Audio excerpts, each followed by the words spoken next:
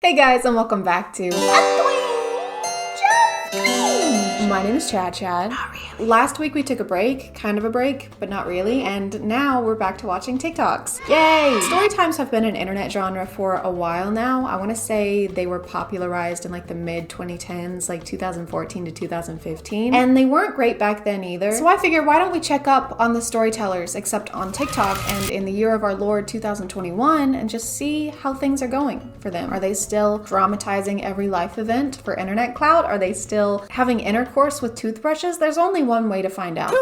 And unfortunately, it's by watching more stinky TikToks. And they are stinky, very stinky. November last year, I gave birth to our first baby. It's the first in my family and the sixth in my husband's family. Firstly, if you're not aware, a lot of TikTok story times are basically just substitutes for music or voiceovers now. I'm not sure what visual I want while you're telling me a story about how your boyfriend's mother's grandfather's sister's ex-boyfriend's son cheated on you, but I don't think watching slime makers have a very poor grasp on color theory is one of them. We told my mother-in-law we were having a boy, but she was still convinced it was a girl. She told the whole side of the family that it was a girl. I wanted a healthy baby. I didn't give a damn about the sex. What was that noise? It sounded like somebody getting jabbed in the stomach, or like that blowfish video. I didn't give a damn about the sex. She told them that we are naming the girl after her mom, which we will never do because my hubby hates his grandma. Can we get a story time on that? How did he develop a hate for his grandma? Did she get you the root beer candies instead of the Werther's? The story is told by the grandma, and she's just making slime with denture glue and mashing Werther's candies into it. The problem, for them at least, is that now the baby has plenty of girl clothes that we plan on putting on our son. Specifically for his family video calls and for pictures with them. She said we have to stop being childish. She just thought my belly shape was more like a girl than for a boy. How can you tell that from the outside of a pregnant belly? Actually, you know what? I would prefer if it was that way, because then we could do away with wildfires. I mean, gender reveal parties. All right, everyone ready? Okay. 5, 4, 3, 2, 1. Oh my God! It's Smokey the Bear! Oh, congratulations! I knew it was gonna be a Smokey Bear. Oh. Story time on how my mom tried to convince me to have a threesome with her. Story time on how my mom should be in prison. So after I got out of work, I met my mom and we went lingerie shopping. That's what she specifically wanted to get. So we were at the store and the first thing she said was, "Let's get matching sets," which was weird coming from my mom. Yeah. Yes, it was weird. I'm glad we can agree on that. But I said, fine, come back for part 2. I'm not sure what's worse, the fact that you agreed to get matching sets of lingerie with your mom, or that you didn't use the 3-minute option. If you drag something out into 3, 4, 51 parts, I won't watch it, okay? You don't deserve my eyes. Except for now, because I am gonna have to watch this for content, but still, fuck you. So I had to find another slime channel because I was scrolling for years on the other one and couldn't find the second part. I just want to take back anything negative I might have said about the last person slime, because this is... What is this? Like I said, it was really awkward coming from my mom because I've always been close with my mom, but never that close. I like how they're trying to explain that this was weird because they weren't that close with their mom and not because it was, you know, their f***ing mom. My mom called me downstairs 10 minutes after. She said, "So you know there was a reason why I wanted to buy matching sets with you. And let's call her boyfriend Brian." She said, "Well, Brian gave me a really good idea." And then she said these words, "Let's have a threesome." Okay guys, I feel like I should repeat what's probably in the title of this video somehow. People make these up for clout, so the chances of this being something that actually happened are at like 2.5% if we're being generous. I just don't want some people in the comments to try and explain to me that these aren't real. I know I just have a stupid, poopy woman brain, but I do know when I sit here and poke holes in the plot lines of these, it's not because I think they're real. It's because if I sat here and just told you that these aren't real over and over again, I don't think it would be that interesting of a video. My mom tried to convince me. That's not real. And we went lingerie shopping. This is a fake story. Let's have a threesome. This never happened. I was speechless. And she said, "I know it sounds crazy now." Stop adding things to the slime. It is unusable at this point. This slime single-handedly caused global warming. They don't use acid anymore. They just fill a vat with this stuff and it gives people superpowers. It made the Teenage Mutant Slimy Turtles slimy man. And then Brian jumped in and said it's not an actual threesome. What we really want is for you to watch us, but we want you to wear your mom's same lingerie. Oh, thank God. I thought it was gonna be something creepy. They tell their mom no and that it's weird, and the mom goes, you know what? Now that you said something, this is really weird. And then they break up with Brian. Thank God, because he seemed to be a pretty bad influence. Okay, on to the next one. Lucifer was a baby born in 2020 and most of his life seemed normal, except one thing which was unexplainable. Every time Lucifer's dad came near him, he would immediately start crying. It might be because you named him Lucifer, like the synonym for Satan. I like how a lot of these TikToks have to have something flashing on the screen or in the caption, like 100% real, true story, this actually happened. Like, okay, I maybe would have believed you, but now it just feels like you're a salesman trying to sell me a car that used to be owned by a 17-year-old boy. Never been in a single accident. One accident minus one is how many accidents this one has had. That dent is from cleaning the car too hard, if you can believe it. Did I mention it's never been in any accidents? At first, no one thought much of it until it continued every single day. And the craziest part is that Lucifer loved being around his mom. The doctors ran multiple tests on Lucifer but couldn't quite find the problem until this particular doctor stepped up and decided to run tests on Lucifer's dad instead. And it's what he found next that will leave you speechless. Hit the plus for part 2. Oh my God, that's so weird. Better watch part 2 to figure out what happened. Oh wait, there is no part 2. It doesn't exist. I didn't think it was possible for me to be more disappointed, but here we are. Based on the way a lot of these videos go, I'm going to assume that the dad wasn't actually his dad and was really a serial killer who used the face machine from Mission Impossible to steal his identity, okay? And then when they went to the doctor and ran blood tests, they realized that it wasn't actually the baby's father. And then Tom Cruise emerges from the skin suit and turns into a mummy, starts a war of worlds on top of a gun. I don't know, I didn't see any of the movies. This is why you should always keep your phone charged. A girl named Marissa came home from school at around 3 p.m. She walked in the door and told her mom that some random number kept calling her all day. Her mom told her the person may have the wrong number and just to ignore it. Marissa said okay and begins to do her homework. A couple hours later, she receives a phone call from the same number. Marissa answers at this time and says, hello? The man then says, we finally found you. Don't worry, Bunny.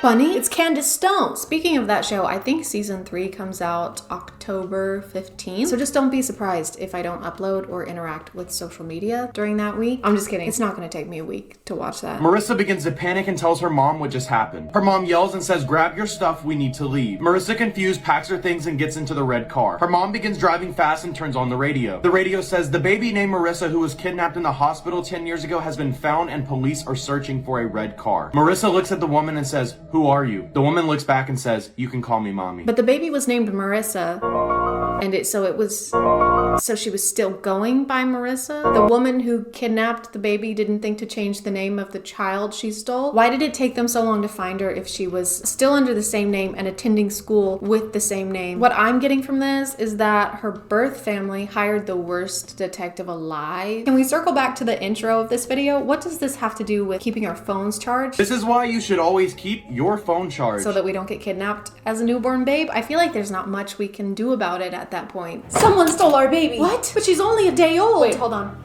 Hello? Goo goo gaga, goo goo ga. Oh, Goo thank goo God. goo.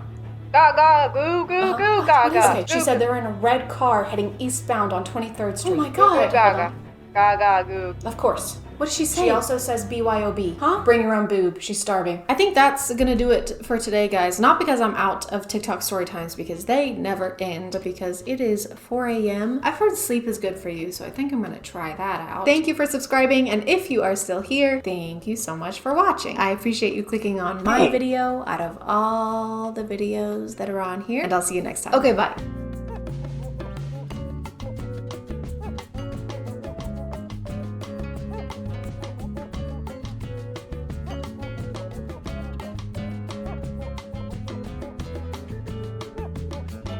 Hey guys, my name is ChadChad.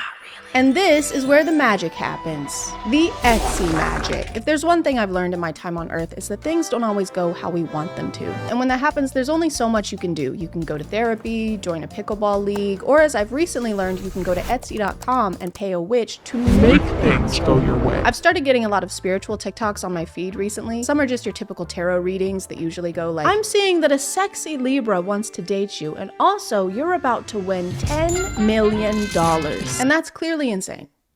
I would never date a Libra. But I've also been getting TikToks where people have decided to use the spiritual realm for their own advantage. Me acting like he's crazy for texting me saying he misses me even though I paid a random witch on Etsy $5 to put a spell on him. A new life hack on TikTok is enlisting the help of witches on Etsy in order to get whatever you want, basically. If you want your ex to come crawling back, if you want your situationship to text you more often, just put a spell on them. Because if there's any guy worth pursuing, it's one that requires supernatural forces to want to talk to you. And this is nothing new. It's a tale as old as time. We'll go to great lengths for love, even if it means buying a spell to get it. But now instead of having to promise your firstborn child, just send him a little cash app. For only $19.99, you too can get a guy named Daryl to call you 20 times in 2 minutes. I've gotten a pretty similar result by not paying my credit card bill, but that guy's name is Capital One. Personally, I really like the idea of being able to get powerful magic from the same place you'd get a resin keychain. Welcome, traveler. Browse my wares. Could I interest you in handmade earrings that were definitely not dropship, or perhaps an incantation that turns all who have wronged you into dust?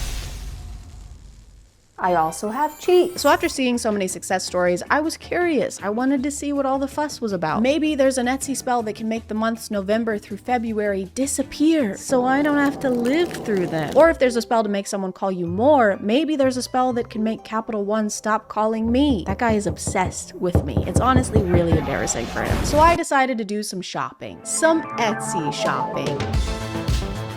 Okay, we're gonna try and find some Etsy spells that are gonna help us find love. Maybe some spells that are gonna make us look really good and give us a jawline. But someone who can stream millionaire lottery spell. Done in less than 12 hours. Spell with me and my oldest grandmother. That's not that big of an achievement. You only have 2 grandmothers. $32.87, but it's on sale for 75% off. Usually it's $131.47. So it's actually like we're losing money if we don't buy this spell. The thing about buying Etsy spells that makes it a little difficult is that you aren't buying anything concrete. And I love buying concrete. The results of a spell can't be guaranteed, so you have no way of weighing a purchase or deciding if the seller is trustworthy or not. It's basically just having to believe that the seller will do what they say they will do. And if there's one kind of person I trust, say it with me, it's people selling me things on the internet. So the only real option I had was to go based on reviews, and those weren't always entirely helpful. Okay, so Tal Ehrlich, thank you for the good and fast service. So I guess that means that Tal won the lottery within the last 4 days? Yeah, that's right. I was homeschooled. Carol Ann said, Luna is an angel. I got my spell. It was super quick and on the night of the full moon, so extra strength. I haven't had a chance to try any lotteries or anything. Landed in hospital yesterday. Okay. Did the spell do that? Luna, I wish you all the love in the world for you and your grandmother. I'll let you know how I get on as soon as anything happens. Okay, so this is an interesting review because she hasn't actually received what she paid for, but she still left 5 stars. This toothbrush is gonna be really cool, and I wish the seller all the love in the world. We'll update you once I have the toothbrush. One might argue that I should have waited to write this review, but why do tomorrow what you can do today? That's what I'm always saying. That's what my oldest grandmother is always saying. Bring back Stubborn X spell. I would rather die. Detailed, brutal reading. What is a brutal reading? It's like they read you a book, but then at the end they beat the shit out of you. Brutal tarot reading, same hour. Brutally honest psychic reading. Okay. Chad, female, general. Like if I'm a war commander? Yes. Love. Is that a yes or no question? I don't know. Wait, or am I in love? Okay. No. Single. Career. Turbulent. Past life. Aren't you supposed to know that question? How am I supposed to know? I have no future. Hopefully not. And then the other goal can be that somebody confesses romantic feelings of some sort to me. And I know what you're thinking, Chad, set realistic goals and expectations. Don't set your goals too high. A lot of the spells I found had to do with love and obsession, with some specifically aimed for stubborn targets, and that's kind of fucked up. Super strong love spell for stubborn target. That's kind of gross. Whether you believe in spells or not, I think it's pretty uncool to try and force someone to be in love with you. Even if the magic doesn't work, I think it's bad to put that kind of intent out there. What do you mean you don't want to date me? I'm great. If I could take away your free will, I would. That's something I like to do, and I would if I could. I'm a catch. You. I'ma catch you. Removal of all negativity, spells, magic, evil eye, and curses on you. Okay, all right, maybe we should do this one because my dryer just stopped working. Actually, it started working too much. It won't turn off. My dryer spins no matter if I power it on or off, and I have to turn it off, I have to turn off the breaker. So I'm gonna do this one. And the next couple weeks weren't great. Luck-wise, I didn't notice any huge differences. I still had some repair issues around my place, but I did find this shirt. So my luck has turned all the way around. Another kind of spell I saw a lot were ones that claim to turn you into some kind of supernatural being. Become a vampire spell. Guys, oh my God. We can become the Hulk. Powerful transformation spell, vampirism spell, vampire ritual. Oh my God. What does that mean? Does that mean that I start drinking human blood? The description says absolutely nothing about what we can expect from this spell, but I'm expecting this. I'm expecting to look like this AI generated image of this vampire that looks kind of like Henry Cavill, and then this AI generated image with someone who also looks like Henry Cavill. Also, guys, okay, I'm not gonna pass up the opportunity to be the Hulk. I'm not gonna pass up the quick cast, fast acting spell to give me supernatural strength. Add to cart. I also grabbed a spell called Best Body Spell, which promised me the physique of a Greek god. Oh wait, Best Body Spell. Here we go. This is the one I was looking for. We gotta get a spell that makes us sexy. Here's them casting the spell that's gonna give us abs. An 8-pack, preferably. I'm assuming that this is what happens when the spell takes effect. Really hoping my skin melts off of my skeleton. If that doesn't happen, I'm gonna be disappointed. Spells by Austin. Bye-bye, Austin. Bye-bye. I'm happy with this shop. Interesting spells, cast on time. Great conversation with Austin. Overall, I'm very satisfied. Nobody's getting to the gravy, the biscuits and gravy of the situation. I want to know when I can expect my abs to come in. I want to know when my biceps come in. Add to cart. And this one actually worked. I was hoping for Zeus-like abs, but I have 5 extra heads now. I just forgot to clarify which Greek god physique I was getting, and that's really on me. I mean, that's really on us. I also got an intelligence spell, not because I need it. I just wanted to test it out. Increase intelligence, same day cast. Increase memory ability, increase IQ magic spell, increase focus and attention. I've been looking for this my entire life. I'm gonna add this one to cart and then we'll do a quiz, and then I'll take another quiz in 2 weeks after the spell has been cast and had enough time to take effect, and we'll see if I've gotten any smarter. Before I start and you judge my answers, okay, I wanna reiterate, I was homeschooled. I did not have science classes or math classes. How many rings appear on the Olympic flag? There's like 6. Well, 6 isn't an option. What is the currency of Scotland?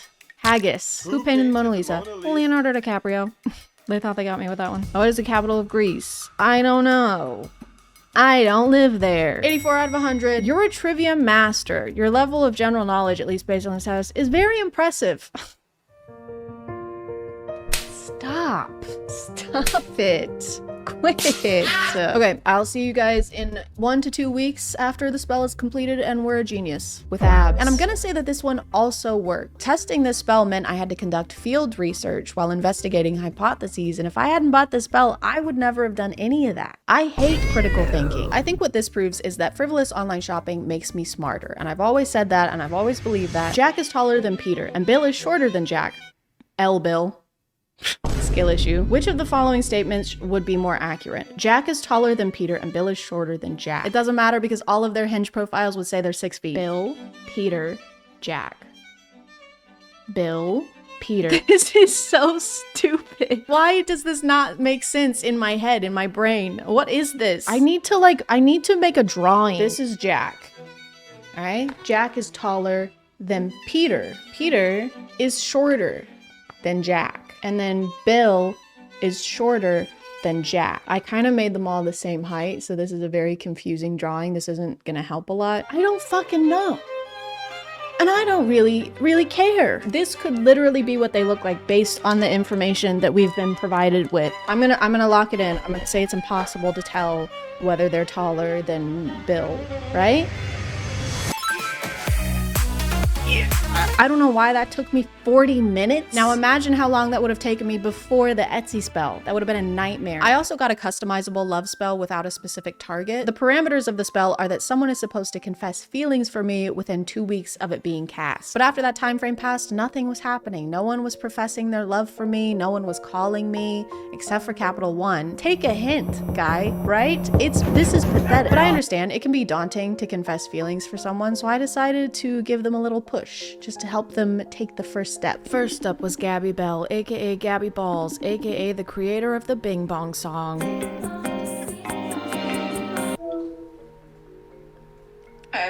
Hey, she seemed to be snacking. I decided to get to the bottom of this. What are you eating?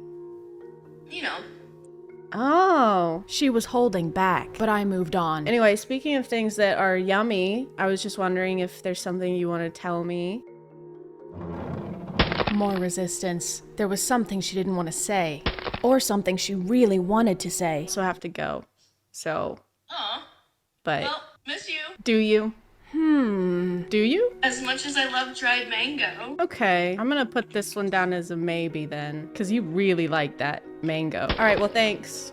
Love you. And there it was. Next up was my friend Josh Dare, aka Fortnite Extraordinaire. Just a quick heads up, this guy farts and lies a lot. Hey. Hey, yeah, what's up? I was just calling to see if there's anything that you've been wanting to tell me, something that might be hard to tell somebody typically. Then this is just an opportunity for you to tell me if there is something like that that you want to tell me. You need to stop blaming all of your farts on me. Here we Anytime go. we're at a I told you social so. There are so many times that we've been in a room together and we've been on opposite sides of the room and you've been blaming farts on me. I'm losing friendships. I've gotten warnings at work. I've gotten 2 write-ups. We were getting off track. He wouldn't stop talking about his farts. Like, you're a trusted friend and I love hanging out with you, but like, this can't keep going on. Right, okay. I hear you.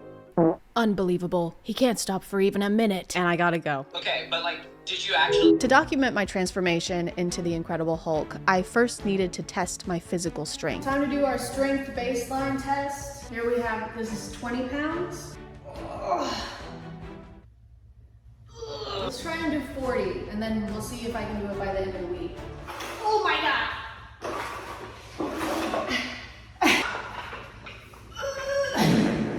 I can't even get them in a frame. Never mind, abort. Maybe just one then.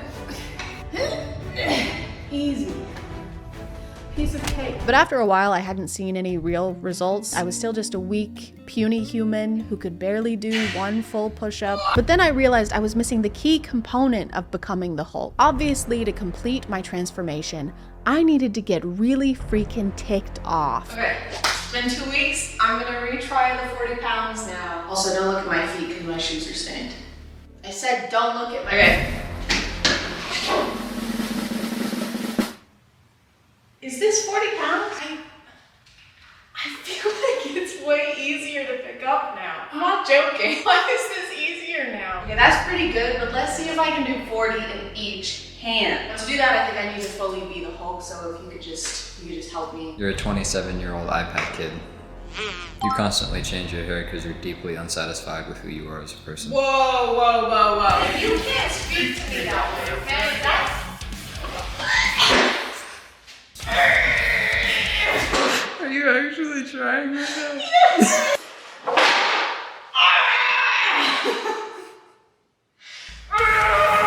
And then I was just waiting on the Become a Vampire spell. I had to carefully monitor this one for obvious reasons, so I routinely had to eat Italian food, which sucked. Yep.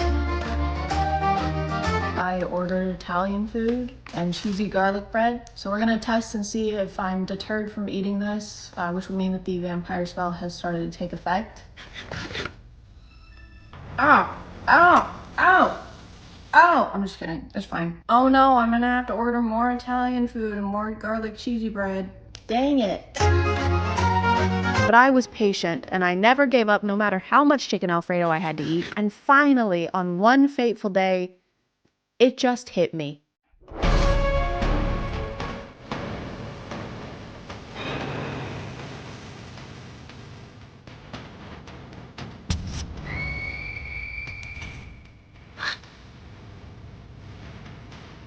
Hold on tight, little spider monkey.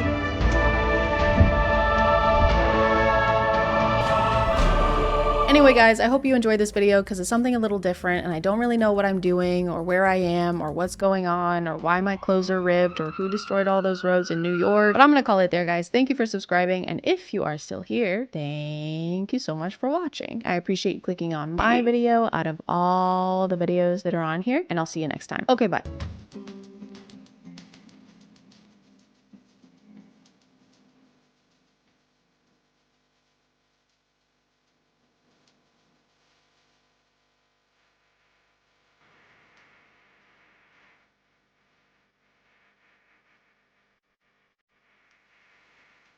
Hey guys, today we're going to talk about being ugly. And now that you're here, we can get started. A twinge of cringe. My name is ChadChad. Not really. I don't know how you keep falling for that. It's not ChadChad. It's never been ChadChad. And the most important thing in life is being pretty. Not friends, not family, not getting to enjoy life without having to constantly consider what you look like from an outside perspective, and your first thought when you hear a joke being, am I going to look good while I laugh at this, instead of just, hey, that was funny. I'm going to laugh at this.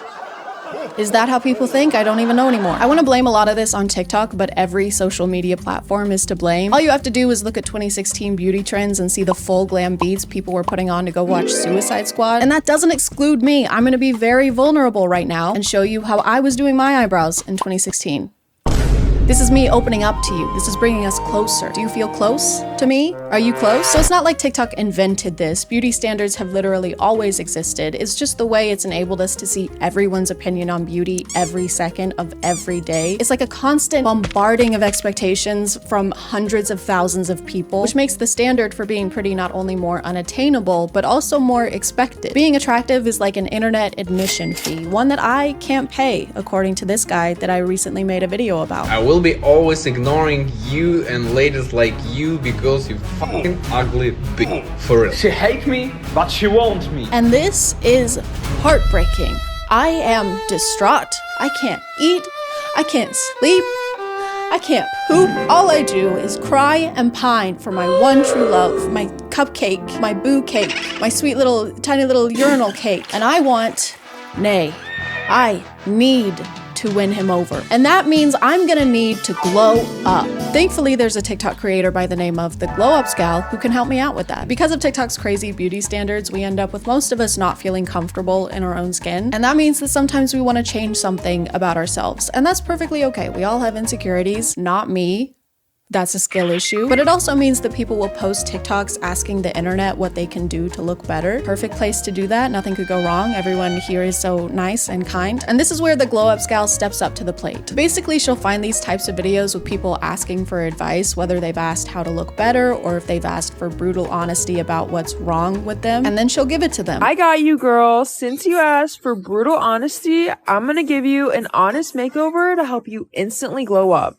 First, I'm removing your glasses. I got you, girl. Since you asked for brutal honesty, I have to say your face is honestly brutal. Most of her videos are 1 minute to 2 minutes long, but they could probably all be summed up with just, hey, put some makeup on. I got you, girl. Since you asked for brutal honesty, I'm gonna go in with concealer and a skin tint to cover your acne and even out your skin tone. I also use bronzer to contour your face into looking more defined. Here's the end result. Look at that difference. She doesn't go into what products to use or how to apply unsaid products. I would say the instructions aren't very specific, but they don't exist, really. I'm going in with some contour and highlighter on your nose to make it appear smaller. It's even more unhelpful that she isn't actually doing any of the things that she's recommending these people do. Like, she'll say she's applying contour to the forehead. No, you're not. This is Facetune. You're just swiping your finger on a screen of pixels. Okay, and now I'm just gonna fill in my eyebrows. And done. Comparing the results of Facetune to what your makeup should look like in real life is so unreasonable. Oh, when you apply your concealer, it shows the lines in your skin that everybody has. But when I did it on a screen with an airbrush tool, it looked nothing like that. Maybe it's a skill issue? Maybe you're just too ugly? Maybe you're just way beyond help. It even goes beyond this because I've noticed a lot of these glow up videos will change the person's entire face structure. Like in this one, as she swipes over, you can see it completely shaves off the edge of her face. Look at that difference. Look at that difference. Look at that difference. Look at that difference. Here is a simple and achievable trick to glow up that I like to call not having this face. I don't like that one. Get rid of it. She also starts this one by saying that these are tips to instantly glow up, and then her first suggestion is that they grow out their hair. I'm gonna give you an honest makeover to help you instantly glow up. Starting off with your hair, I'd suggest growing it Your out. hair isn't doing much for you, so I'd suggest growing it out as much as possible. Starting with your hair, I'd suggest growing it out. I'd suggest growing it out. So one of the most not instant things you can do. Hey, grow your hair out. I will. Now, do it now. I'm trying. Instantly grow out your hair this instant. ASAP. Pronto. Squeeze it out of there. Get it out. Stat. Oh my god, I can't believe that worked. Other videos, she will completely change where people's facial features are. For example, this glow up involves relocating someone's eyeball. Since you asked for brutal honesty, I'm going to tell you exactly what you can do to be prettier. Starting off, your hair isn't doing much for you, so I'd suggest growing it out as much as possible. Now, I'm adding mascara to really make your eyes pop and give you a big boost in femininity, as well as adding some highlighter to your inner corners. She'll say she's just adding mascara, but as she's using the app, it's literally changing the whole shape of someone's eye. Look at that difference. It is different. A different person. You made them on your phone and they're not real. They look like a character from Episode Now. And now for the reveal. Look at that difference. A lot of her standards for what counts as pretty are pretty questionable. That's a good one. One of her most frequent recommendations is that they make their hair blonde and straight. To start off, I'm giving you a few highlights to lighten your hair. I'm also just styling it by straightening for a cleaner look. Giving you this bright, white, foxy blonde color. Starting off with your hair, I think a bright blonde would look way better on you. This person, for example, has gorgeous curly hair, and the first thing Glow Up Gal says is, starting off, your hair isn't doing much for you. I'd suggest growing it out and dyeing it a more suiting color. Starting out, have you tried having white people hair? Have you tried Eurocentric beauty standards? I've heard a lot about them. People seem to be talking about them a lot. They seem to be pretty popular right now. You should try it. She doesn't seem to approve of any dyed hair colors, no greens, no blues, no reds, and objectively, I think that's pretty messed up. From an outside perspective with no personal skin in the game, I think that's very not cool. If she does come across someone with more of an alternative style, she'll transform them to not have that. Starting off with your hair, I'm ignoring personal style and getting rid of your bangs. Here's the end result. Look at that difference. To start, I'm ignoring the style that you clearly prefer and feel most comfortable in order to enforce my own narrow idea of what beauty should look like onto you. Her standards are eerily similar to my grandmother's. No hair dye, no tattoos, no short hair. Also, I think Trump is Jesus. I'm just saying, I've never seen him in the same room before. Another one of her standards is that prettier equals smaller. Face? Smaller. Nose? Smaller. Self-esteem? Smaller. A lot of her tips and tricks are done for the sole purpose of making things appear small. She contours the forehead to make it look smaller. She contours the nose to make it look small. She suggests growing out your hair to make your face smaller. I'm also using some contour on your cheeks and jaw to lift your face and make it look smaller. I'm using some contour on your nose to make it appear smaller. Going in with some bronzer to add some warmth to your face and contour it to look smaller. As well as some bronzer to contour your face into looking slimmer. Because your face should be tiny. The closer your face is to not existing, the better. I want to have to use a microscope to see your beauty. And the winner of 2024 Miss America is ChadChad. There she is. She is absolutely glowing. I can't see her. Exactly, John. And that is why we love her. No, she's not there. Right you are, John. How does she do it? Sometimes it seems like her main goal is to make everybody look like the same person. Any ounce of individualism just gets sucked away immediately. Man, sure wish my name was individualism the way it's getting sucked out immediately around here. Sure wish my name was individualism.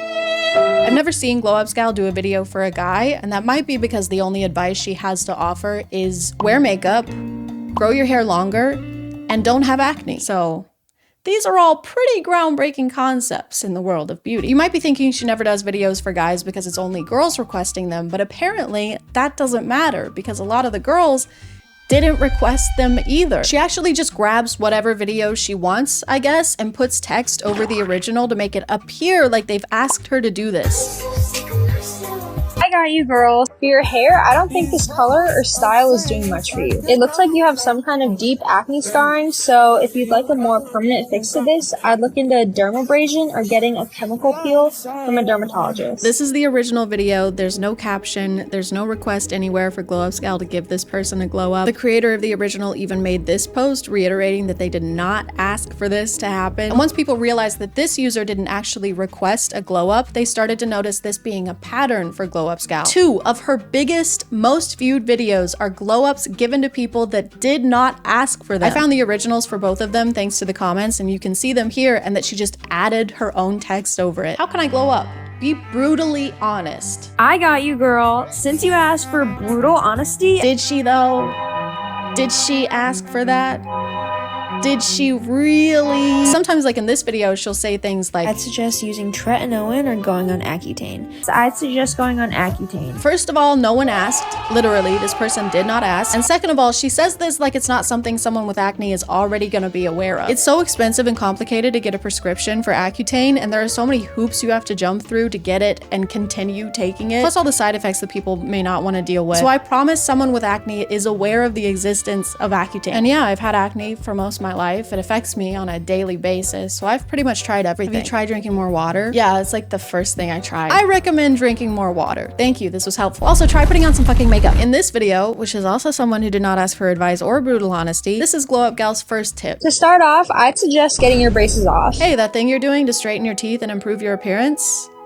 Stop doing that. This is especially funny to me because in this glow up video, she actually advises this person get braces. Starting off, I'd suggest getting braces to help straighten out your teeth, as well as whitening them to appear cleaner. You can do this in a dental office or at home with whitening strips.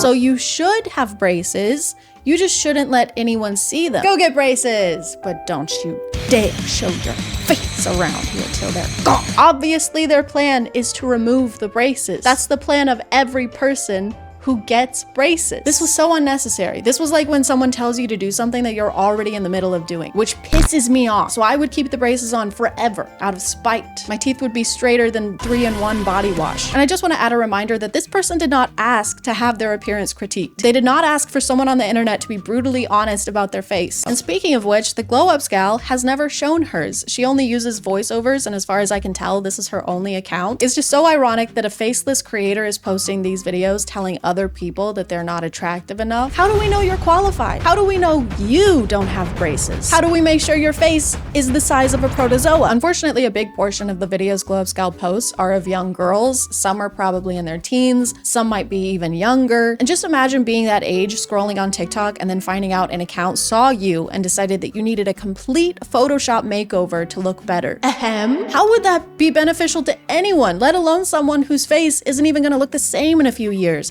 Your face isn't done cooking yet. Even the question, how can I look better, is already an impossible one. What looks better to me isn't the same as what looks better to you, and what looks better to Glow Up Gal is really fucking weird. Just because her idea of beauty is looking more feminine and smoother and smaller, teeny tiny even, doesn't mean that's what people want to look like or should look like. Beauty is different for everyone. Beauty is like a belly button. They're all unique and different, but I still want to stick my finger in every single one of them. Is that a weird thing to say?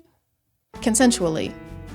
And as long as you're over the age of like 25. Despite all of this, Glow Up Gal considers herself enough of an expert in beauty to offer private, virtual makeovers for money. Her bio has a link to a website where you can purchase a makeover for $20 that will help you unlock your full potential of being the prettiest, sexiest amoeba you can be. Ooh, you're so cute, you're so pretty.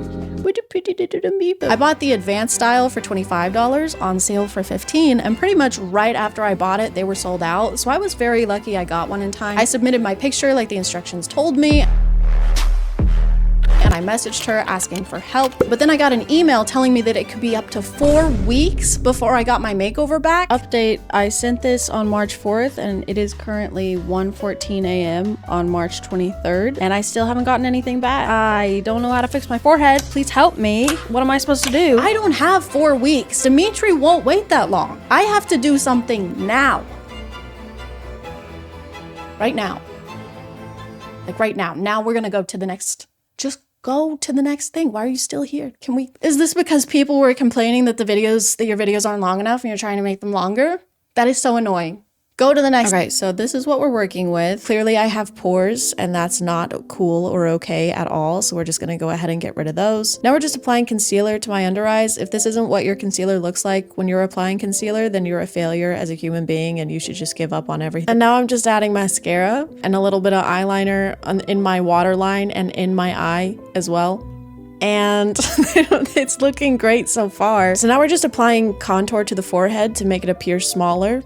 Hopefully, we pray to God. Now we're just applying a little bit of blush, just a little bit, just a pinch, a touch of blush. Oh, I almost forgot to contour my nose. We need to contour the nose also to make it a little bit, we need to make it little. We need to make it small. Oh my God. As you can see, the transformation I mean, look at that difference. This is already so much better. I was trying to put a PNG on Snapchat, but it wouldn't work. So this is just me trying to, yeah, that looks really good. Look at that difference. Actually, you know what? Now that I'm looking at it, this is still looking a little too big. Everything's a little too big. Let's just get in there with the reshape tool and correct that. This is already looking way better. Now we're talking. That is the ideal face size and shape, guys. The hair is still, I'm still trying to use the PNG. Now we're just gonna go ahead and make my hair good, which means blonde. This is how it's looking. And now for the final reveal. Wow, look at that difference. Guys, this is amazing. I am finally Dimitri's type. He will finally be attracted to me. We can finally get married. You guys are all invited to the wedding. Thank you so much for being here. Hugs and kisses. I'm gonna call it there, guys. Thank you for subscribing. And if you are still here, thank you so much for watching. I appreciate you clicking on my video out of all the videos that are on here. And I'll see you next time. Okay, bye.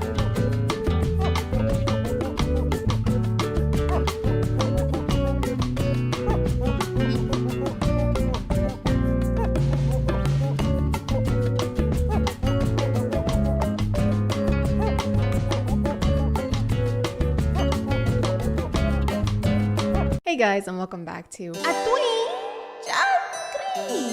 My name is ChadChad, and I believe in aliens. I never decided that. There was never a specific moment where I was like, you know what? I do believe in aliens. I do!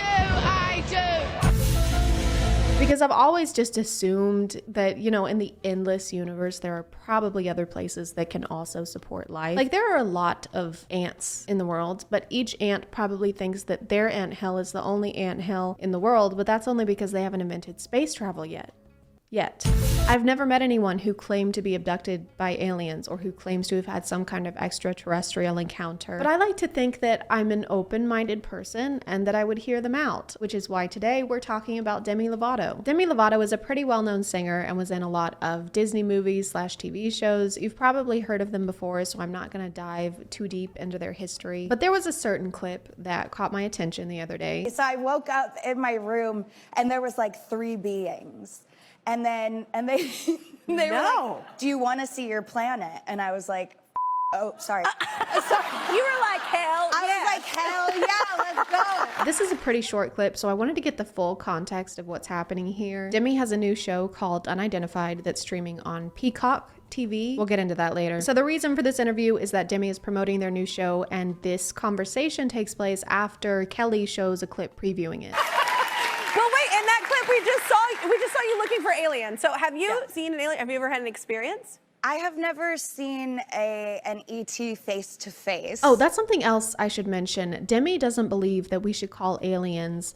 They say that that is offensive to aliens.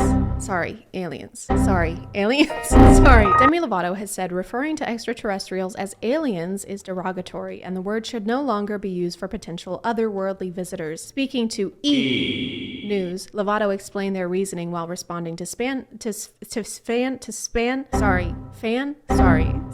while responding to fan speculation that they have an unreleased song called Aliens. Quashing the rumor. That's a weird word. It sounds like you're getting phlegm out of your throat. Quashing the rumor. The singer said their fans should know they don't call them aliens because it is a derogatory term for anything. My fans should know that I do not call them aliens because alien is a derogatory term for anything. That's so true. Even extraterrestrials. which is why I call them ETs. Which I guess I kind of get what they're trying to say here, but at the same time, I feel like this would be very, very low on an ET's list of concerns if they were to encounter our planet. Our government would definitely take it into custody and definitely perform less than humane tests on it, so it probably wouldn't be too worried about what word we were using to refer to it with. I will now use this circular saw to enter your brain cavity. I would prefer if you didn't. Then I will study your alien brain to discover all of your secrets. I don't have any. Excuse me, what did you call me? I'd say this is a case of let's cross that bridge when we get there, but the bridge isn't even built yet. The bridge isn't even under construction. The bridge is still in the daddy bridge's ball sack. Okay, we don't need to be worried about this yet. I had a night where I was dreaming, and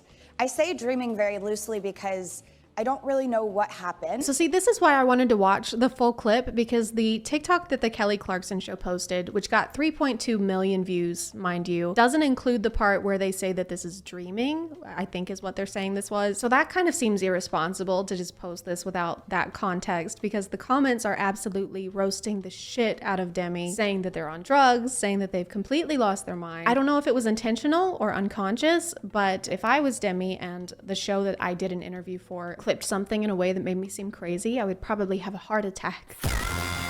But I all of a sudden was in my room, and I know I said, I sound like, this is gonna sound so out there, but just bear with me. So I woke up in my room. They even cut out the part where Demi acknowledges how strange this sounds. Who is running this TikTok account? Joe Jonas? Joe, is that you? So I woke up in my room, and there was like 3 beings. Us to the 3 beings? Okay, corporations, you need to stop, all right? We get it. You're hip with the young whippersnappers. You know what this means. I actually think the only time I ever see this used anymore is by corporate accounts. So now it's getting kind of like corporate Twitter, trying desperately to seem relatable. That moment when your mom says no more video games. When your mom buys our chips that inflame your stomach lining. Bernard, you are 98 years old. Please retire. I'll stop working when I'm dead. Your left eye fell out again. Yeah. Are you gonna go home now?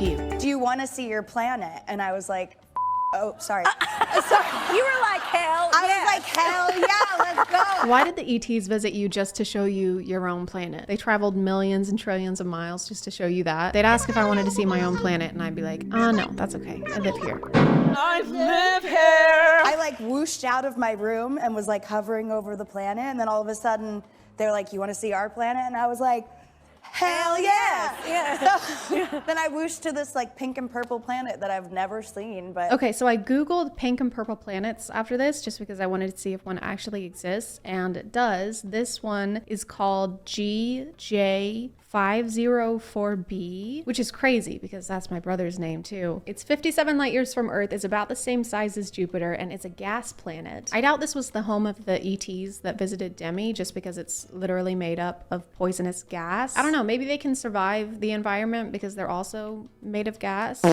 like my brother. That's basically the end of the interesting part of this interview, but I wanted to check out the show if I could. It came out the end of September. I had this crazy experience that happened to me in Joshua Tree. Jesus Christ, why is the like ratio so bad? Can someone tell me what I'm missing? I don't remember. Like, why is Demi so disliked? Did they do something? Demi Lovato has apologized after starting a public feud with the Big Chill, a frozen yogurt shop in Los Angeles. Oh, it was the froyo. It was this bright light. It kind of moved in like these weird ways that a plane wouldn't move. I hate to be this person, but this doesn't look real. See how the stars keep moving after the camera stops moving? It just looks strange. Anyway, I'm sorry. I said I was gonna try and have an open mind, and I've been shitting on everything in this video. My goal is to find out what really happened. That looks like a gnat. That looks like a bird. What if extraterrestrials aren't traveling light years to visit us? What if they're already here waiting for us to reach out? So, like a ghost? Is that a spirit box? Don't you use that to try and talk to ghosts? So it kind of just looks like they're going to be doing a lot of stargazing and yoga? No, sorry, that's a singing bowl. Still don't see how that applies, really. It really looks like a ghost hunting show, but they just throw the word UFO in there every few minutes. UFO experiencer. Demi Lovato serenades extraterrestrial entities, as you do. Carmen?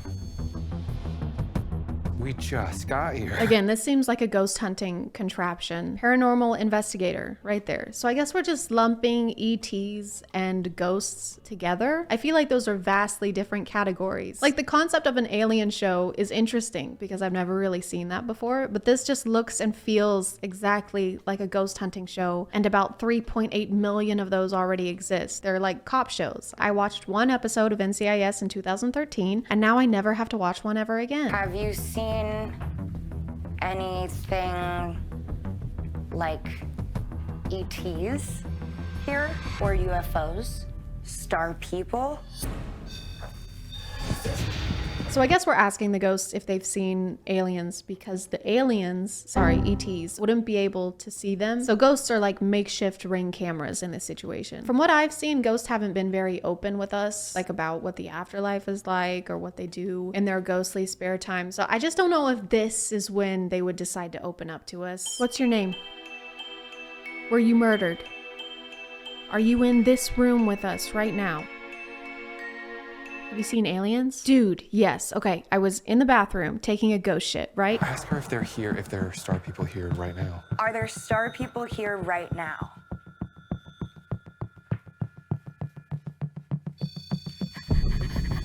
They probably explain this in the full episode, but I'm trying to figure out what kind of equipment this is. This article just ominously calls it the radio, but it looks like it might be some kind of proximity detector based off of my extensive research on Google Images, which would mean that every time this goes off, it's just because the ghost is stepping closer to them and then stepping back. Are there any star people here right now?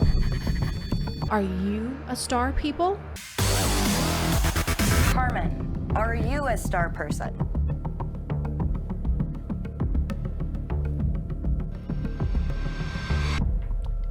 Maybe it's because we're in the room, because, you know, they don't like men, She doesn't supposedly. like men, and I get it. Do you want us to maybe do a little experiment and step in another room while you take over? What do you mean? Y'all have been here this whole time and she's been talking just fine. Did you not want to say anything else because the boys were in here? The ghost is not saying yes. She's saying, okay, I can clearly see them right there. They just turned around the corner. I may be a ghost, but I'm not f***ing blind. Okay. She has trauma. She does? Mm-hmm. Okay. How do you know? And that's why she doesn't like men. Okay. I respect that. I respect that. Totally. What are these reactions? Can you imagine like going on a third date with someone and you open up about your trauma and they're like, okay, I respect that. I respect that. I do. Are you gonna pick up the check? I mean, I'm so sorry about that. That sucks, dude, but I don't get paid until Friday. Maybe if you sing a song as an offering, we could come back in the room. Oh, yeah. Okay. If I sing you a song, can my friends come back in the room? Okay, now y'all are just making up rules as you go. This is like trying to watch third graders play a game of tag. There you go. What the fuck is that? Is that a knife? Call the police, we're witnessing assault. Demi proceeds to sing Skyscraper to an extraterrestrial ghost. They didn't really specify. And then bam, there's actually what appears to be another man in the doorway over there. So the singing transaction they just did is null and void. I personally would not watch this show. Based on the preview and the clips that I've seen, I would rate it a ghost shit out of 10. It seems very over exaggerated and kind of cliche. I guess the audience would be Demi fans. I don't really know who else it would appeal to. If you're wondering why there's no green screen edits in this video, it's because I ordered a new one because my current one is ass. I'm really trying to exert the least amount of energy possible into filming, kind of like the producers of this show. I'm gonna call it there, guys. Thank you for subscribing, and if you are still here, thank you so much for watching. I appreciate you clicking on my video out of all the videos that are on here, and I'll see you next time. Okay, bye.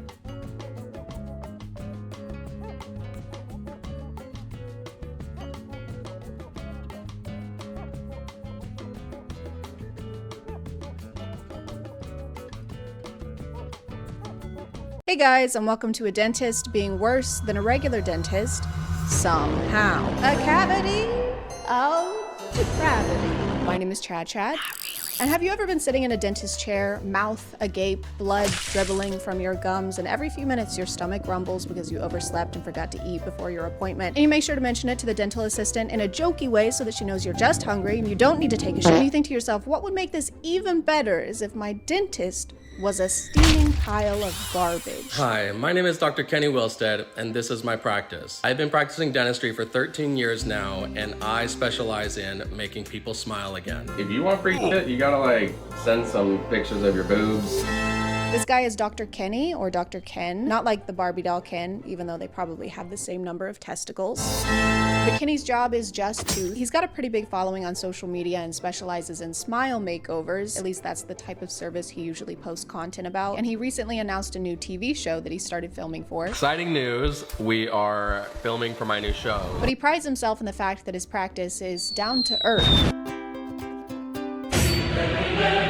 and politically incorrect. One word to describe my office: real.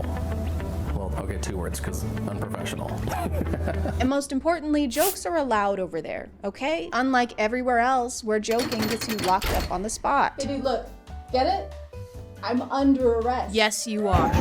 Man, and having a funny dentist would be great, fantastic, except Kenny's version of joking is usually demeaning his clients and harassing women. Look at what the cow drug in. Talking about your outfit. Oh yeah. I don't know what this is, but it's a first. Kenny seems to confuse being cool and unprofessional with not having basic respect for his clients, so he constantly crosses boundaries he shouldn't by making jokes at his clients' expense. Damn. Those are right out of a Halloween catalog. You kiss your boyfriend with those in? That was a man for life. You have salad? It doesn't, you don't look like it. I'm just saying you're just a... You edit that out. Which isn't funny anyway, but even less so coming from someone holding a drill in your mouth. A dental office is not the place to test the bounds of comedy. This isn't your chance to perform. So, you doing anything fun over the summer?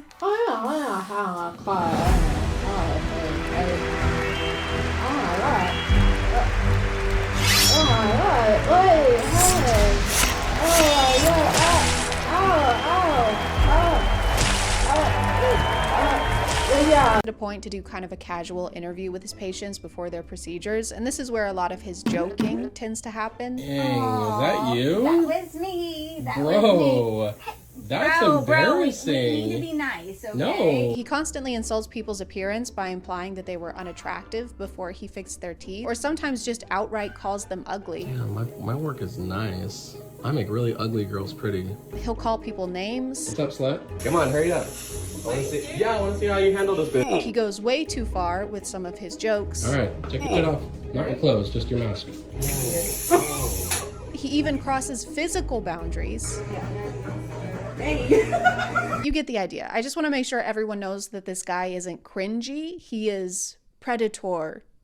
He makes completely inappropriate sexual comments to them as well, which isn't unprofessional, it's crazy. Damn, you've had worse things in your mouth. Now I'm crying mess. Yeah, now you're all flustered, like we just f***ed or something.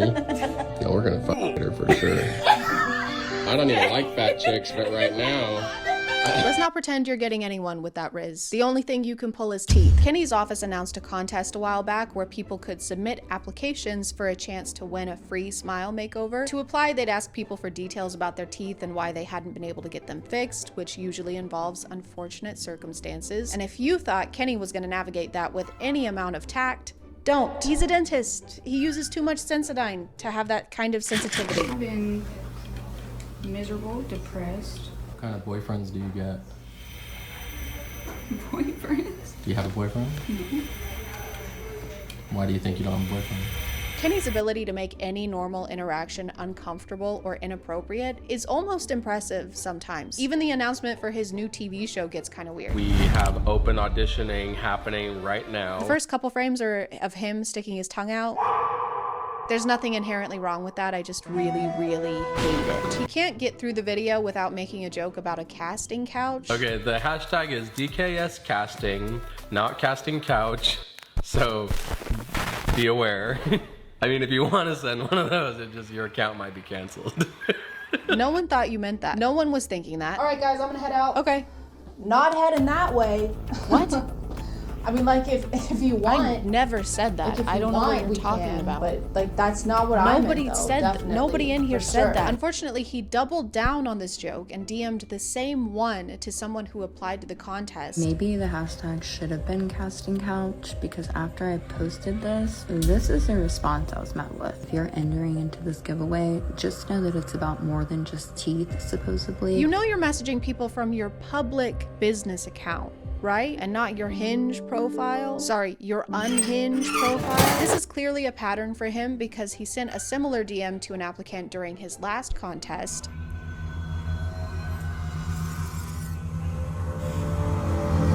Saying something like this to someone who just asked you for help is so evil. She started a GoFundMe because she didn't win the contest and clearly she's not gonna go get it done here. So I'll put that up here somewhere, and in the description, I'll definitely be donating because this was awful. Not only are jokes like these allowed at Kenny's office, apparently so are crimes. He was actually arrested in 2014 for overprescribing medications and for committing fraud. Guess you could say he lies through his teeth.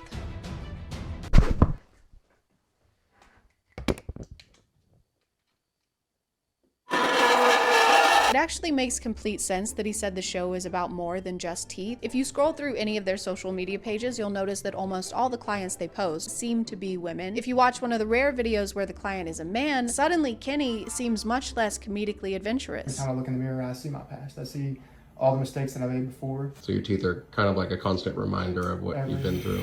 In fact, he doesn't make a single joke directed at his appearance in this one. I thought jokes were allowed here. I thought we were being silly, goofy in here. It's almost like it's not about making jokes and is really about saying creepy, suggestive shit to women.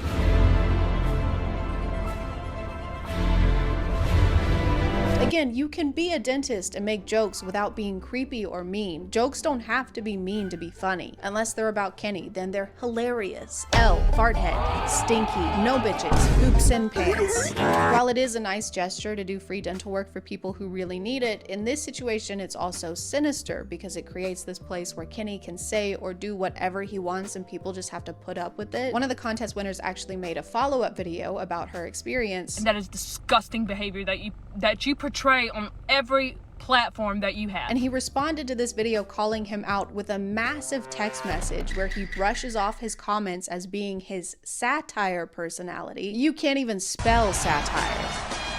Literally, that's wrong. That's incorrect. You spelled that wrong. He's not speaking out on it. He's trying to point fingers, play the blame game, and gaslight me into thinking I did something wrong when I did nothing wrong. He calls their interaction true vibing at its best. You were making fun of her. Look at what the cow drug in. The vibe was bullying. He ends the message by saying that he forgives her for trying to destroy his integrity, but unlike every other aspect of himself, he needs no help there. He also makes sure to tell her that she's not perfect either and has plenty that she'll have to answer for. He should be working at Waffle House with how good he is at flipping things. Hey, when you laughed at my physical appearance and made inappropriate comments, that made me feel bad. I'm literally a baby. It's just not okay to do those things. You are being mean to a precious baby boy right now. You just can't say stuff. The way you're saying this stuff is so mean. I've never done anything wrong, so you're actually mean. He also encourages people to share their stories during his interviews and records their emotional moments for his social media. But then he complains about people coming to him with sob stories. I'm not a very sentimental person myself. If, you know, you're a single mom of 3 kids and you have 3 different baby daddies and you can't, and your teeth are shit, probably not gonna select you for the show. This is a person who needs dental care and messaged him asking for advice or probably hoping he could help somehow. And instead of doing that or having any empathy, he posted it to his account with hundreds of thousands of followers with their profile picture in it, and then he says in the caption, "Wake up and stop being a victim." He created like this public image of himself that talks about how much he wants to help people in situations like this and transform their smile and their life. And then when people believe that image and send him stuff like this, he's upset, I guess. My name is ChadChad and I'm known for eating boogers. What, can you eat my boogers? How dare you insinuate I like to eat boogers? I didn't say, you said that. I hate eating boogers, and that's the tooth. I think most of us can agree he shouldn't be a dentist, he shouldn't have a license, and he definitely shouldn't have a show. It's already sad enough that so many people can't get the dental care they need, and this makes it even sadder. Why do people have to participate in reality TV to get help with a medical issue? My name is Carrie, I'm self-employed, and my arm has been broken for approximately 2 years. It's just kind of dangling under there. Carrie is great. She's really great, but she will not shut the fuck up about her arm. Sometimes I can sleep if I lay on my back and I like hover it over the edge of the bed so it doesn't touch anything. If it touches anything, I throw up. I used to like her more. I found her humorous. It was on the kitchen counter one day. Does anyone have any ibuprofen? That's just for winners. Like, we get it. Your arm is broken. No one wants to hear your sob story. I just really want to win that ambulance ride to the hospital. It's a lifelong dream, and it's so close I can taste it. Oh no, that's just stomach bile. Carrie, congratulations. You won. God. Ambulance is on the way, and we also want to give you this plaque. Oop, careful. Brace yourself. Carrie, are you okay? I'm gonna call it there, guys. Thank you for subscribing, and if you are still here, thank you so much for watching. I appreciate you clicking on my video out of all the videos that are on here, and I'll see you next time. Okay, bye.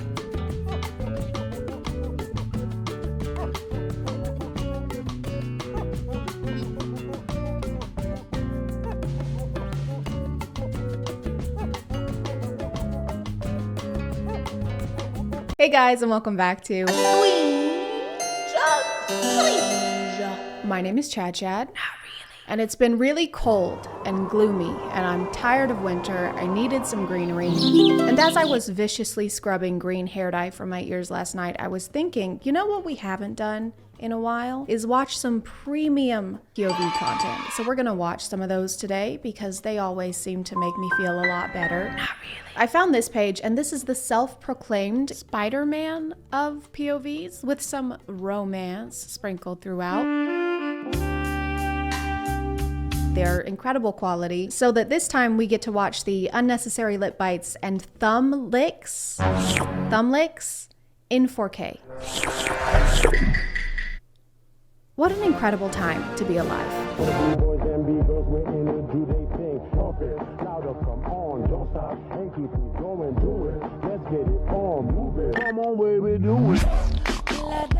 This is the video that led me to finding this page, and there are no laws specifically, I don't think, against whatever this behavior is, but there absolutely should be. This girl is just trying to reach her plain vanilla yogurt, and this guy falls to his knees next to her and stares at her like he's about to practice making out with himself in a mirror. Why does he smirk for hours after being pushed to the ground? Is he proud of what he's done, or is he embarrassed of what he's done? Why is he wearing handcuffs as a fashion accessory? We may never know. He did steal her pads though. He picked them up, but he never actually gave them back. He was too busy making the eggs behind him wish they'd never been born. Have eggs been born though? Or are they... Is the egg born first, or is the chicken born?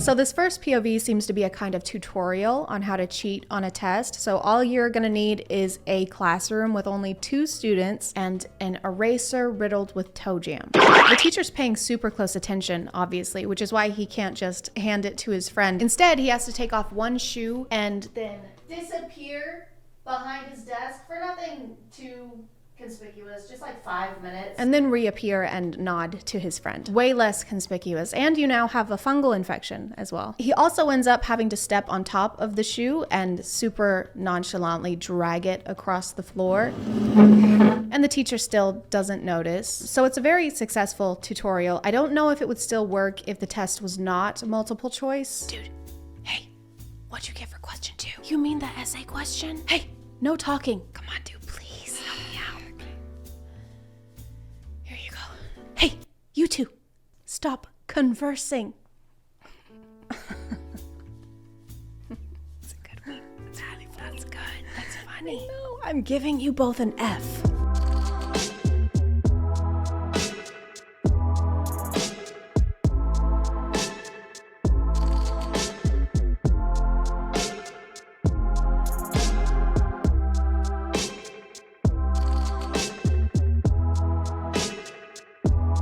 This isn't what we mean when we say we want to be swept off our feet. This girl must just live in constant fear. People are constantly taking shit away from her. She can't eat. She can't pick up a pencil off the ground. She's not even allowed to play with... What is the point of suspending her in the air anyway? It's not like they have a huge height difference. It's a lot of work for her to just be barely hovering above the ground. I've always wanted to share a truly passionate kiss. There's just something so romantic about staring deeply into each other's eyes while surrounded by the stars and cinnamon toast crunch.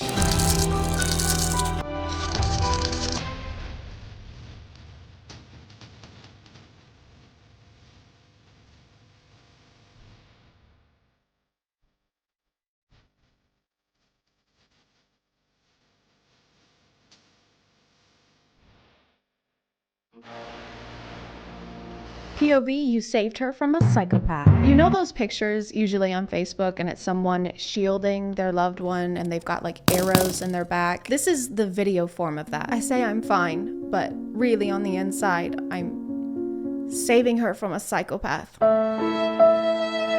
Let's give them the benefit of the doubt, okay? And let's say that they can't move because their grip on the knife is just too strong. She has both hands free. She could go anywhere. She could call the police. She could find something to fight back with, but instead she chooses to just stand there and look mildly concerned. She even looks bored sometimes, which I probably would too. We don't know how long they've been standing here like this. Bethany, I've been stabbed.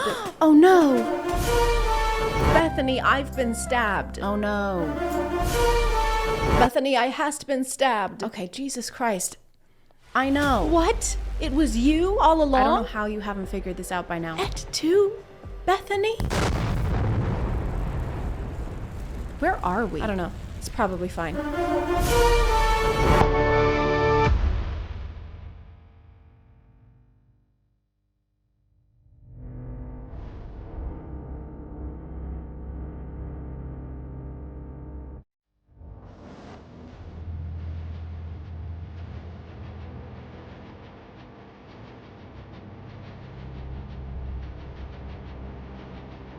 So this girl is getting bullied again, some more, but thankfully Spider-Man stopped his NASCAR race in time to help out. I love the fact that Spider-Man revealed his suit just to do this, because then it's like he's been waiting for someone just to even steal a pack of gum so he can reveal his secret identity to the world. Pro tip, you actually don't have to be a superhero to stand up for someone who's getting bullied.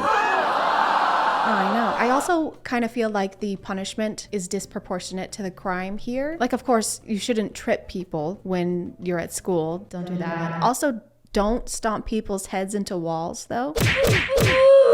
He could be dead. I mean, we don't know the strength of this Spider-Man variant. R.I.P. guy who was also wearing a NASCAR racing suit for some reason. But not really, because you were a one-dimensional bully not worthy of our sympathy. Ka-chow.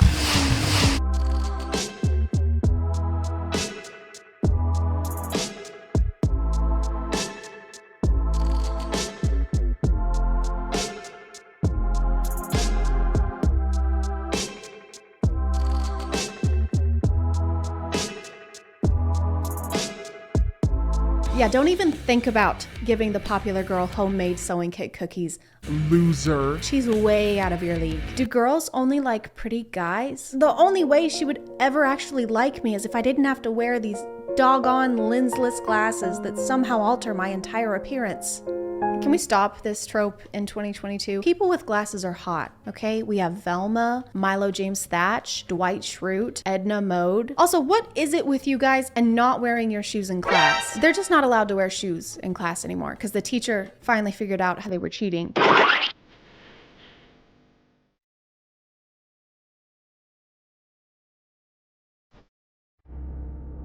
So this guy is running away from this guy. We don't know why. It says he's a bandit, but he's not holding anything, so I don't know what he could have stolen. It could be the bracelet or maybe the band-aid on his face. It's a cartoon-themed band-aid, so it might be an NFB, a non-fungible band-aid. Anyway, he finds this girl at a party of one, as in she's the only one at the party, it's just her. And she reveals that her jacket is actually Frodo's cape from The Return of the King. But he doesn't usually play the criminal. Actually, the main type of POVs posted on this page are the hero complex ones. And I say hero complex because it's literally called the hero playlist.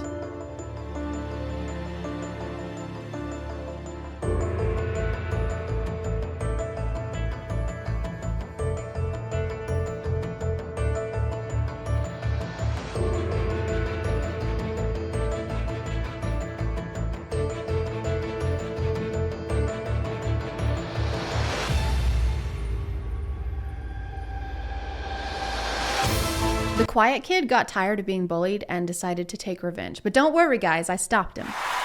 Yeah. That kid. He's quiet. We hate him. I don't know if you can call yourself the hero in this scenario, but at least he actually does something in this POV, because there are several, as we've seen, where he saves the day by just smoldering, only smoldering. He doesn't even have to speak a single word to send fear down the spines of bullied children. And there's always red and blue flashing lights in these for ambience, I guess, even though that would mean that the police were already on the scene. I guess they just couldn't handle it. They had to call in the hero so that he could smirk the villain to death.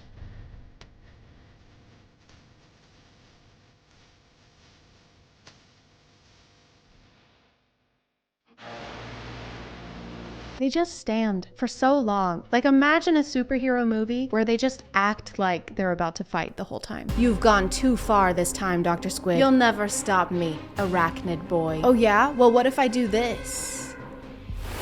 Oh my god. No, I don't feel anything. Really? I mean, there's a slight burn, but I recently got a UTI, so I think it's probably just residual. Those are rough. I'm sorry, man. It's okay. Do you want to do this tomorrow? Be perfect, actually. Let me just grab my death ray. Megan Josephine, we'll see you tomorrow. Oh yeah, I serve literally no other function to the plot, so that's fine. Bye, Megan. Okay, y'all have fun. Hey, you want to go get froyo? Bye. Oh my god, yes. I love froyo. Oh wait, guys. I like the orange, but they got rid of it. Really? And now they just have cookies and cream. Well, they also kind of feel like you should be eating citrus right now, right?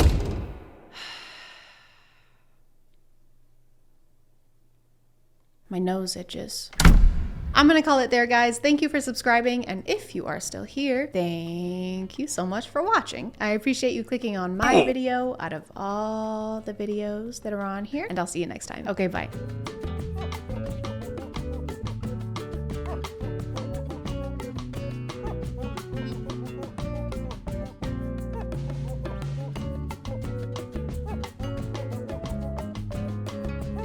Hey guys, I am stressed. So stressed that I haven't written a script for a video that's due in 5 days, but I still have to post a video in 5 days, so we're gonna do something right now. I don't know what it's gonna be, but it will be something. So have a seat, sit down, sit! I keep seeing this thing on TikTok, maybe you've seen it on Book Talk. It's usually a slideshow, and it's kind of a preview of a book, and it says stuff like, when she hates her family, so she runs away into the woods and finds a cabin with a bear wolf man who has a bear wolf brother, and they both are romantically interested in her and turn a tree into a dildo and have their way with her. Have you guys seen stuff like that?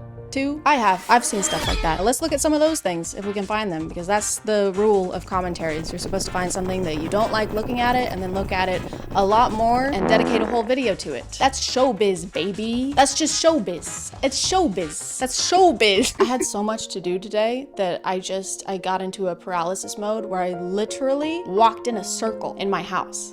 I couldn't figure out in what order I should do things, so I did none of them all at once. My ADHD medication is not strong enough. It will never be strong enough. Ever. I found one. When she finds out her online best friend isn't who he says he is. He's the same person she's been obsessed with for 8 months and has been trying to forget about. Turns out he's just as obsessed as she is. And he's her ex-boyfriend's dad. Oh, father. Oh, okay. All right.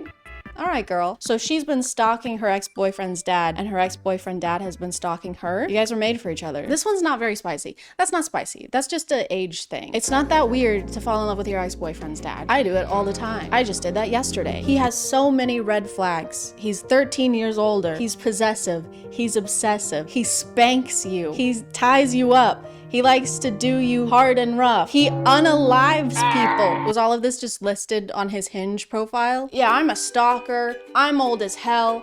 I like to spank people, and I like to murder people. And if you're not into that stuff, don't call the cops, please. Just scroll. No need to be a snitch. I want to read the comments on this. Green flags. Well, are they really that red? He's killing people. That's pretty red. As far as red goes, that's about as red as you can get. The only thing worse than that would be, let me see. I'm so good at improv. I'm so good at coming up with things on the fly. I'm so good at being on flies. Why nobody hating? This is me. This is my alt account. That was me. I said that. I thought it was a slide, but it was a screen recording that someone took of a slide.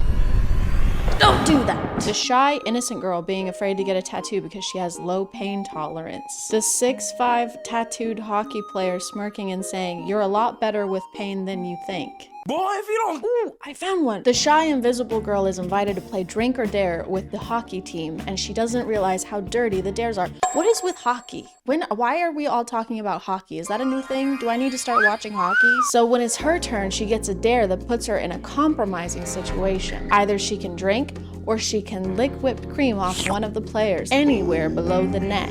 When she says it aloud, the Playboy hockey player volunteers himself, not wanting to see her with another guy. Her crush for him is growing, and she's afraid to get involved because of his history with women. But she does the dare, and before she knows it, he's taking his shirt off. She sprays the whipped cream down his abs and licks, and the whole team watches as she does it. She's the only one close enough to hear him moan. And then and that's the end. What the fuck? Why are you edging us? What happens next? Do they do it in front of the whole hockey team? I don't know. I keep seeing books that are about hockey players. That's just not a sexy thing. When I'm thinking of sexy things, which I do pretty often, hockey player has never shown up in my head. A sink with no dishes in it? Absolutely. Going to bed by 11 p.m.? Fuck yes. Starting my period and only getting 2 giant cystic acne spots? That's sexy. That's what I want to hear about. Oh, I found another slideshow. Okay, it's actually showing me slideshows now. Oh shit. Okay, this is a lot. We're getting into the stuff now. We're in the deep of it. Holy shit. When she's riding her boy roommate's face and then someone knocks at his bedroom door. That's the shock emoji. Unable to stop myself, I sink my teeth into her thigh, loving the way she hisses down. Okay, this is just cord. This is just cord. Dude, you all right in there? My Paige's eyes widen and all's good, but he has no idea. Okay, this is just cord, and I'm going to skip this one. Oh my god, I don't want the cord. I want the scenarios. I don't want to read that one either. Her sleeping through her alarm for 3 minutes straight. Her brother's best friend lying next to her, smirking as she sleeps through it. Wake her up, man. Help her. Now she's gonna be late for her meeting, and you could have done something. This is no smirking matter, sir. Also, no one sleeps with a lace bra on. This isn't cute. No one does this. Oh, time to go to bed. Let me put on the itchiest piece of clothing I own. When she never reached an so he. Okay, I don't want to read porn, guys. I just want it to be silly. I don't want to hear about that stuff. That's gross. How is this allowed to be on here? I have seen the C word more times than I can count. 23, 24. What are you doing, TikTok? I'm so glad we actually found slideshows. I was worried we weren't going to find any, but now all the slideshows are just So when God opens one window, he closes a door, whatever that, I don't remember. When your fake husband orders you to wait for him naked on the balcony, except there's another couple making out next to yours, so you go back inside. Your eyes lock with your half-naked husband who demands, "What did I tell you, Bianca? I'm naked," you whisper. We know, Bianca. It says you're naked 2 times already. Distracted by the sight of his bare chest and abs. Where were you supposed to wait? Nervous, you open your mouth to lie, but your neighbors take it up a notch. His lips lift and he arches one eyebrow. How do you lift your lips? Do your lips even lift, bro? How much can he lift with his lips? Like 350? My lips can lift 400, not these ones. I've got the strongest lips this side of the Mississippi. This is a little more explicit than I was thinking. This is a little harder than I thought it would be. And I'm a little harder than I thought I would be. When there are 9 straight pages of him eating her out, no thank you. And you posted them all on TikTok? When he's meeting his boss's daughter for the first time and he says, "You must be what, 22, 23, 24, 25, 26, 27? I'm 28. Thanks though." Why does this have 103 likes? This is just a conversation of 2 people discussing how old they are. And 100,000 people were like, "Yes, good. I like that." You're 69ing with your brother's best friend. As you do, you try to, okay. All right, this is too much. Oh my God. Guys, this is just, I'm looking at porn on camera. This is weird. This is not what I wanted. This is stressing me out more. When she calls him friend to stop the situation from getting too steamy, is that our safe word? The top comment says, "Can someone please explain to me what safe word means?" You're too young to be seeing this video if you don't know what that means. Log out. Go outside. When her husband doesn't want to get her pregnant.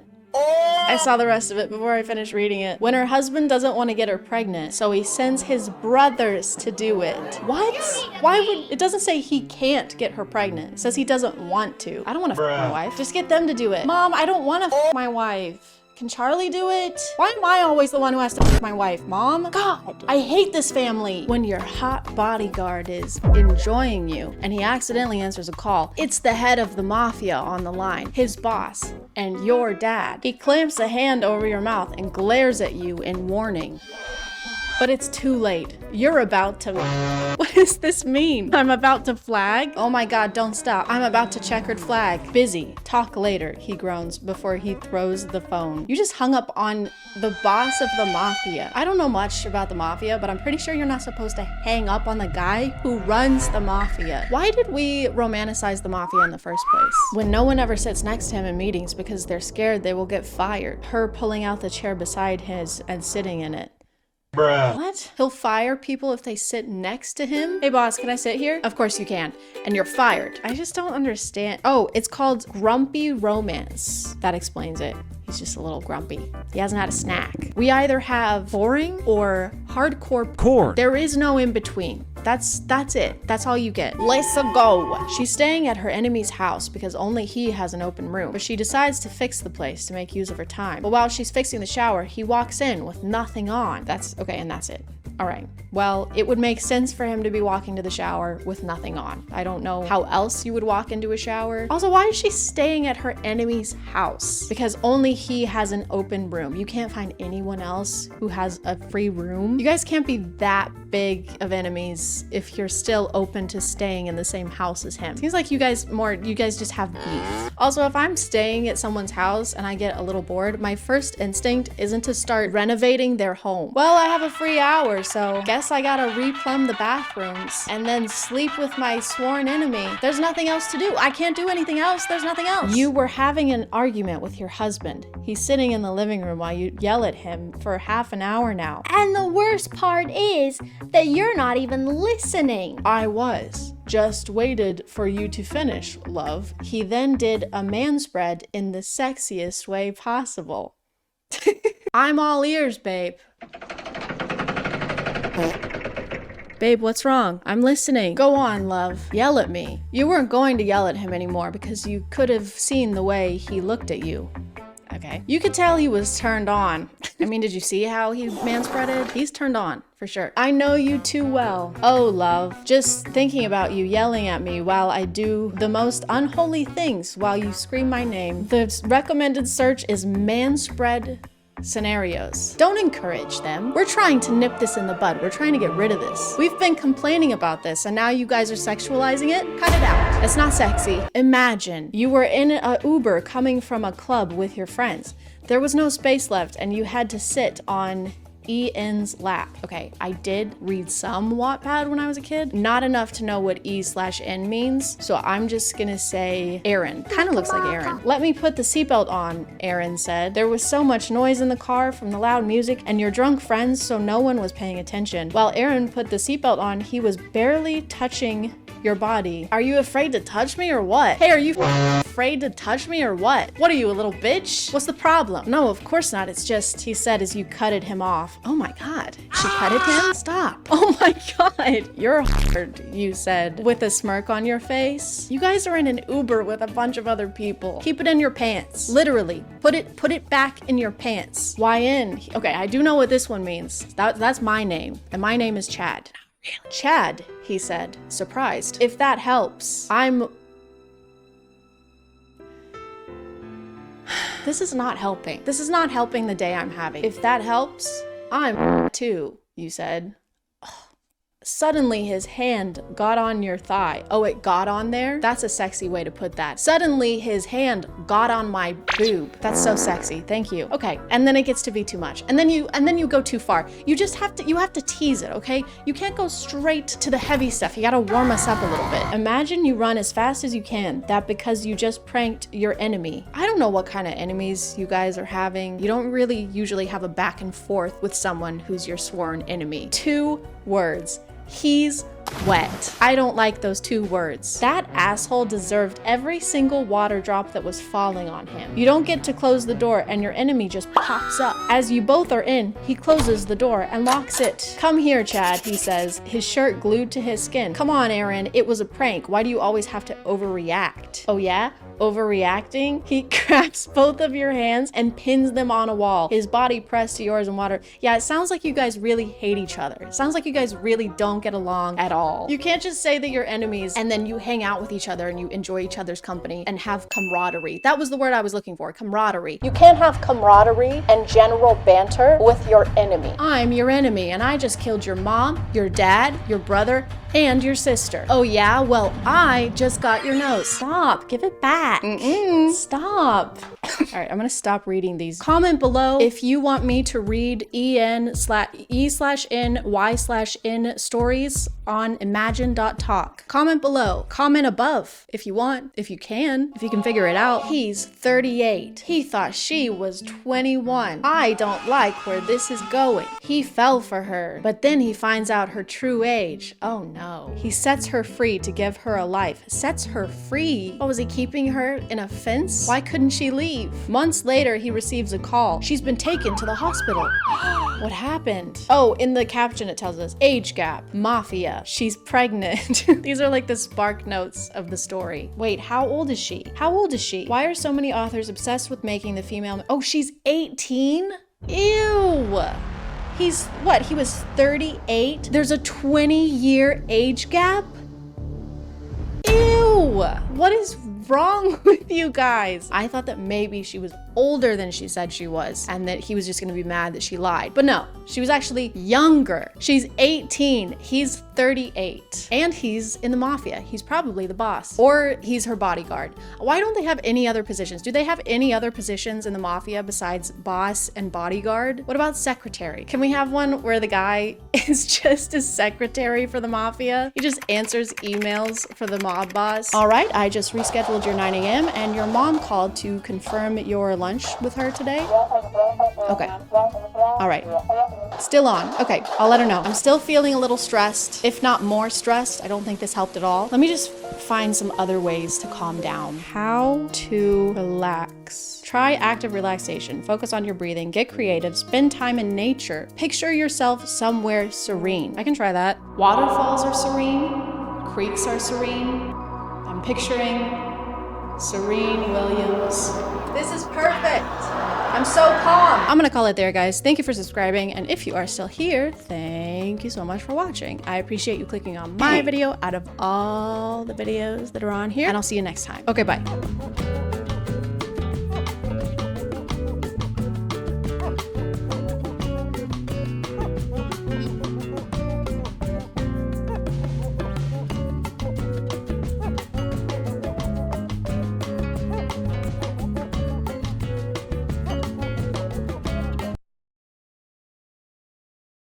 Hey guys, and welcome back to My name is ChadChad. Not really. And today we're gonna have a party.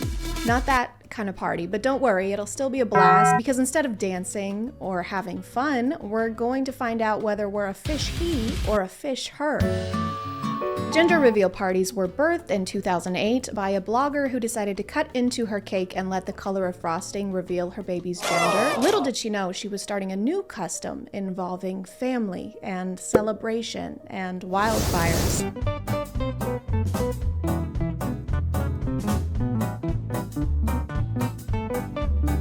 This is actually the TikTok that inspired me to make this video. It went so viral that literal news outlets started writing about it. I mean, it's just her first thought is to go hug him and then all of the boys basically body slam her. But they do eventually include her. Like this guy towards the end hands her a phone, like she's a stranger at Disney World. Hey, you don't look busy. Can you take a picture of us? We just found out he's having a baby boy. I know, I'm the mom. I'm the pregnant one. Oh, no way. Wow, it is so nice to meet you. We've met before. Anyway, just make sure it's in portrait mode. Unfortunately, this is not an isolated incident because I found another gender reveal party where the same exact thing happens.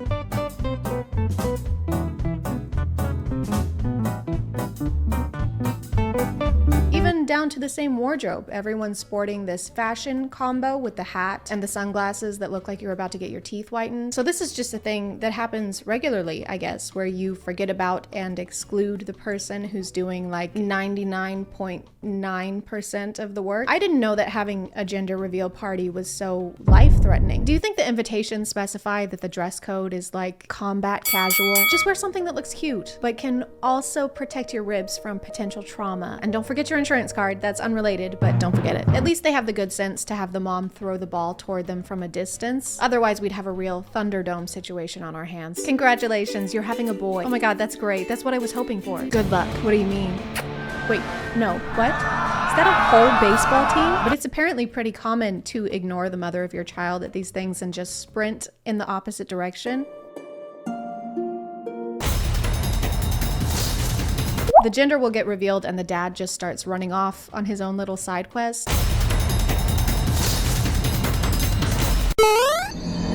Which there's nothing wrong with. I mean, they're just excited. But sometimes you can see the mom in the background, arms open wide, chasing after him like, wow, I'm so happy. Where are you going? Maybe just a squeeze. This is kind of important.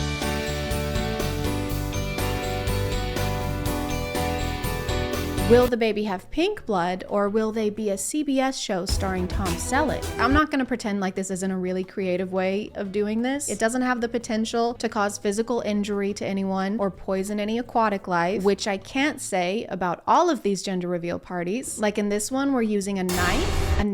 We are using a knife to pop the balloon and pointing it towards the father in the general vicinity of the human that bleeds. And the baby is crying, obviously, because it just witnessed attempted manslaughter.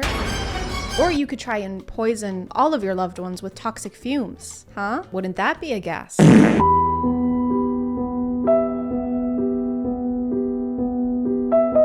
my God, I can't wait to find out what the baby is. Good. Wait, what do you mean? What the fuck? Then there's this one where there's not even an attempt to not litter. You know what, Mommy? I'm a girl. I hope that makes you happy. I always want to make you happy. I think it was planned, actually. They seem to have gone out of their way to ensure that plastic would end up in the river. What if instead of doing this on the grass, where we would have to pick up after ourselves, like peasants, we put it directly in the water, then we don't have to pick it up, and the world ends a little bit faster. It's a win-win. I'm gonna be a parent. Another popular theme is to use as much water as you can and then put it on a plane. As far as I can tell, it seems to be some kind of competition to see how much water you can waste, and you have to log in how many gallons you used each time you have a gender reveal party. And if you win, they show up to your house with a big check and balloons, which you will throw in the ocean, we hope. Or if you're feeling bored, you can simulate a tsunami just to feel something.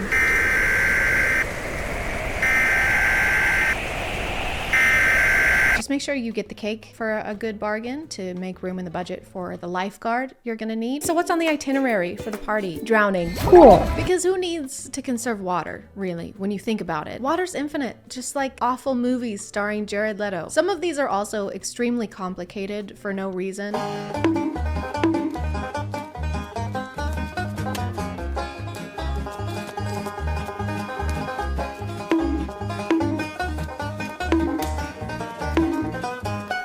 It's like the more steps involved in the reveal, the more gender you get, I guess, just in case you want an extra scoop of gender with your gender. Okay, so you're gonna open that box, okay, and then you're gonna pop each of those balloons individually with a spoon, okay, and then when the balloons, they have legs, start running at 30 miles per hour, which doesn't sound that fast, but Usain Bolt can only do 27.3. And then you're gonna can you just tell me what genitals my kid is gonna have? Or you have others where you build a wall just to demolish it, like an episode of Extreme Makeover in reverse.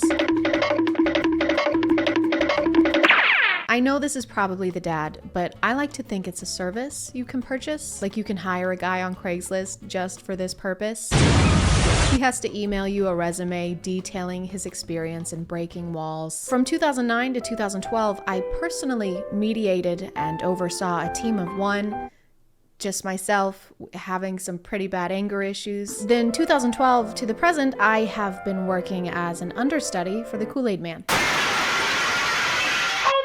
I guess this one isn't really a problem as long as we don't let him volunteer for Habitat for Humanity. You made me a house? Yes, I did. Thank you so much. This means a lot to me. You're so welcome. Why are you putting on a helmet? I'm sorry. My wife's pregnant. What does that have to do with Cannonball? For this next portion, I want to do a comparative study. I'm not going to say anything. I'm just going to show you 2 videos with 2 different outcomes and 2 different reactions and see if you can pick up on the slight difference in response. Are you ready? Put on your science goggles or you might miss it.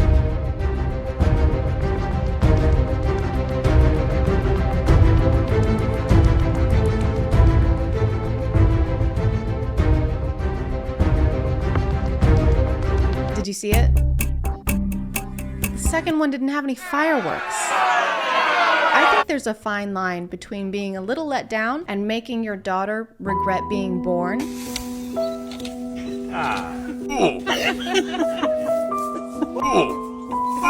Okay, the second and third time, did you really need to go on that long in front of your other children who are girls? I can't believe we have 3 daughters.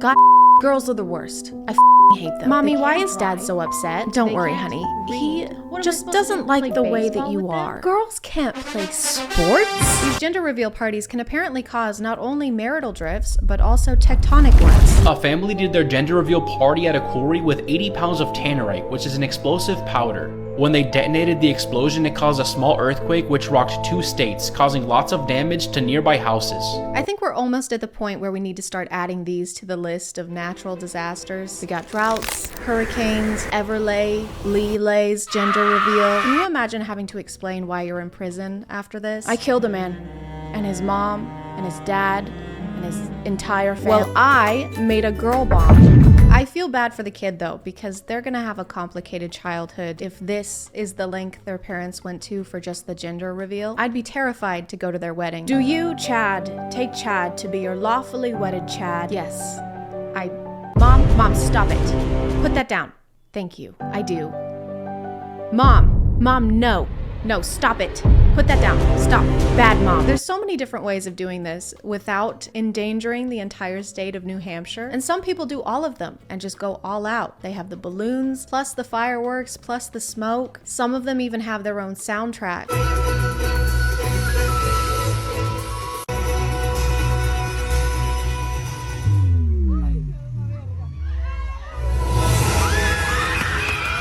And I honestly admire the setup. It's exciting. I feel like we're watching a movie and approaching the climax. After years of fighting and struggling and breaking walls, we've sacrificed much. Too much, but no more. Because today, everything we've worked for has paid off. And it's finally time to pop the balloon. Everyone do a countdown. 3, 2, 1.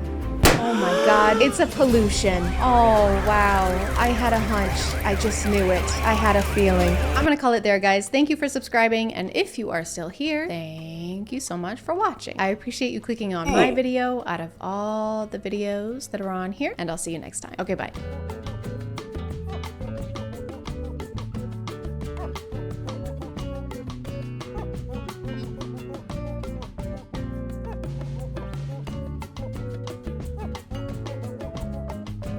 Hey guys, and welcome back to A Twin Show. My name is ChadChad. Not really. And I am a psychologist. You are a psychologist. Everybody is a psychologist. At least we would be on TikTok, where putting text on the screen means whatever it says is automatically and undeniably true. Like this one, for example. Psychology fact. If you aren't subscribed to ChadChad, your head will fall off and you'll never find true love. Don't believe it? Just look at this guy. They call him headless for more than one reason. He gets no bitches. Psychology in real life is, by definition, the mental or behavioral characteristics of an individual or group. But on TikTok, its definition is, why won't he text me back? Why doesn't she want to kiss me and smooch me on my face and my body and my butt? How do I force someone to love me genuinely and authentically using science? Tell me! And so a lot of TikTok psychology is focused more on love or how to handle social settings, which is less psychology and more just advice. Psychologists make studying human behavior their life's work. I don't know if they'd want to weigh in on whether your crush likes you back or not. That's kind of like hiring an architect to install your IKEA shelves. A little lower. A little lower. Just a little I bit helped lower. design the Empire State Building. I can't get any lower than this. If someone looks at you while they are laughing, they are attracted to you. If someone laughs at your joke, they totally want you. Doesn't matter who you are, where you are, it's going down. And then she said, no, that's a barracuda. Ew, dude. I'm sorry. Don't look at me when you do that. It was a funny joke. I couldn't help it. We're cousins. Oh my God, you're right. I feel sick. Are we going to jail? I'm gonna throw up. Psychology facts. Your school years are either the best or worst years of your life. This is really good because I was just wondering, are my school years gonna be the best years of my life or the worst years of my life? And then I read this and it didn't answer either of those questions. Whoever wrote this fact is the last person you want in charge of a weather report. Over here, we have a 50-50% chance of rain, which means it either will rain or it won't. We also have a 50-50 chance of a level 5 hurricane, which either means you and your family should take cover or go sit under some really, really tall trees. When someone starts thinking about you sexually, you may feel their presence even if you are miles away. So you become like a horny telepath. Yeah, I've basically got like a built-in cerebro, but instead of detecting mutants, it detects big old boners. They call me Cyclops because of all the one-eyed monsters I find. There's a lot of comments agreeing with this and saying that they've also experienced it. I have felt this many times about the same person. Truth, and my ears are constantly ringing. I think you guys might have a medical condition. You don't have a psychic link, you have tinnitus. Man, Casey sure does have a fat ass. That is one massive dump. It's got a colossal wagon, a tumultuous fart bucket. That's a prodigious derriere right there. Psychology facts you don't know. The first to apologize is always the bravest. The first to forgive is the strongest. The first to forget is the happiest. I didn't know those metal signs from Hobby Lobby were 100% psychology facts. Psychology fact. Always be yourself. Unless you can be a dinosaur, then always be a dinosaur. Psychology fact. Farmhouse. Psychology fact. Gather chicken, trust drink, not the Sometimes you get people talking about dark psychology, which is code for I'm gonna show you how to manipulate some people now by talking about things that I am in no way qualified to talk about. Here's a dark psychology trick to make anybody fall in love with you. This is 100% manipulation. I do not recommend doing this to anybody because it is super toxic, and I'm only making a video on it so you can at least be aware if it's happening to you. It's just a 3-step hot and cold technique. This is how to make anyone fall in love with you. Literally anyone, okay? Pedro Pascal, anyone you want. It doesn't matter. But don't do it though. Seriously, it is super messed up if you guys do this. So don't even think about it, okay? So step 1. Emotionally and physically, you have to pull away from them because this is going to make them feel insecure, like shit, and most importantly, the need to chase and get that validation back from you that they just got addicted to. And then you just have to turn that on button back on again and start validating them. This is going to make them fall in love with you, but in a very unhealthy attachment style. It's kind of messed up to use second person pronouns after that disclaimer at the beginning. I do not recommend doing this to anybody. The way this is phrased is literally like a step-by-step. And it even says good luck at the end. Luck. Why do we need luck if we aren't supposed to do this? Okay, so here's how to restock the warehouse. Okay, but this is a bad way. This is a bad way. Don't do it this way. Got it. Okay. Take all the inventory, put it on the shelves. On the shelves. Take it back down. Take back down. Piss on it. Piss on it. Throw it all away. Got it. And then what's the correct way? What's the correct way? Wait, where are you going? Good luck. No, wait. Psychology hack to make her like you instantly. When you're interacting with a female, you have to use sarcasm. This shows that you're playful and it displays intelligence and humor, a trait that females love.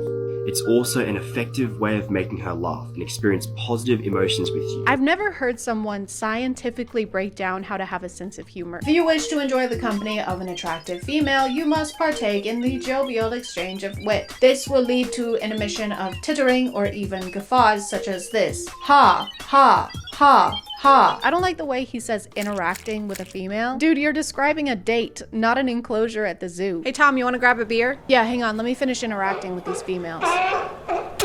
Eat up, sluts!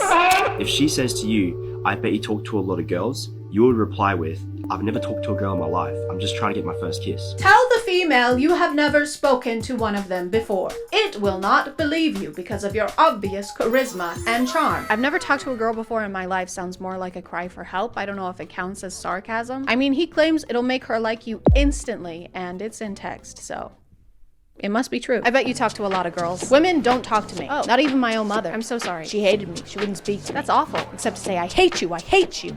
You ruined my life. You're just like your father. I am so turned on right now. Psychology hack to get inside a girl's mind. Guys, please be careful when you're using this because this is dark psychology and this is going to make her think about you non-stop. So when you're talking or texting a girl in a casual manner, I want you to wait for a break in the conversation and then say, hey, there's something I want to tell you. And then right after that, just say, oh no, never mind, it's not worth it. What if you got in her head by being an enjoyable person? What if you fucked around and formed a meaningful connection with someone? As a joke. Videos like this just seem like a confession to me. It's like a self-report. You're basically admitting that you can't get people to go out with you without studying dark psychology hacks on TikTok. That seems like something you would maybe want to keep a secret. Yeah, females love me. As long as I make them question their sanity and play weird mental games that make me feel like I'm in control of all of our interactions. I think what they love most about me is probably how normal and chill and normal I am. And normal. This will make her go crazy and she's instantly going to be saying to you, what is it? Like, please tell me. And she's going to be going through so many scenarios in her head of what she thought you were going to say, and it's going to be stuck in her head for literally hours to days after you said it. And when you do end up telling her what was on your mind, you can just say something stupid and funny like, hey, I just wanted to tell you that I like food. Say something funny. Like, I love food. I love food, guys. I really, really love food. They say you are what you eat. And that must make me food, because I eat food and I like it. What's the deal with airplane food? Because I love it. It's my favorite. I like it a lot. Ha, ha, ha, ha, ha. Some of these have this weird thing where they're basically dramatizing mental disorders in a cartoonish villain Shane Dawson documentary kind of way. Psychology trick to test if someone is a narcissist. If you suspect someone is a narcissist, tell them something that will make them look better by being your friend. For example, that your father actually owns a private jet that you use to travel around the world with. Now look them straight in the eye. They'll either show a hopeful smile because they found their new victim to draw resources from, or you'll see a jealous, hateful look. And if they say something like this, Aha! Now I've got you, my pretty. Do not let them on your private jet. They may have bad intentions. Give me your shoes, bitch. She makes it sound like there are only two potential responses after telling your friends this. They'll either smile, which is bad, or they'll look jealous, which is also bad. Which one are we trying to avoid? Because both of these sound like terrible friends. It's also kind of hypocritical to do this in order to test someone else's psychological state, because you are literally lying to your friends in order to manipulate them and do some kind of DIY psychology test. You are also a terrible friend. What's that Bible verse about telling your friend they've got dirt in their eye? Hey, you should really get that dirt in your eye checked out. What do you mean? Who are you talking to? Sorry, I can't see with these really tall trees in my eyes. She wraps this up by saying that you should eventually reveal you were lying. Then you say, just kidding, my father can't even afford a private jet in his dreams.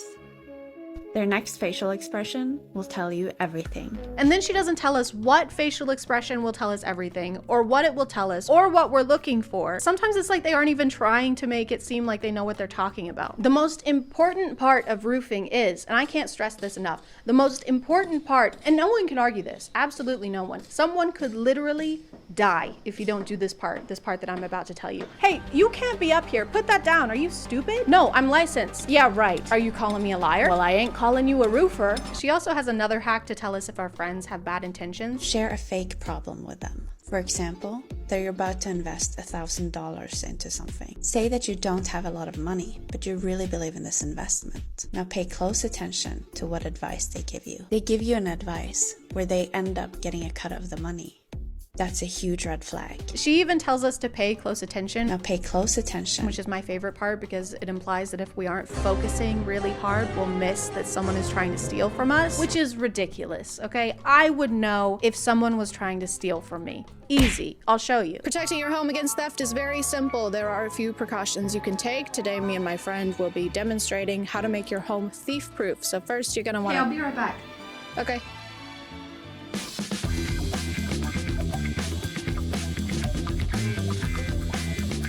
First, you're gonna make sure all your doors are locked at all times. Windows also need to be locked. Keep everything locked. Number 5, get a good safe. Safes are great for your most valuable items. For example, watches, jewelry, your laptop. Sometimes it's a good idea to get up close and personal with your home to make sure there are no weak spots that could become entry points.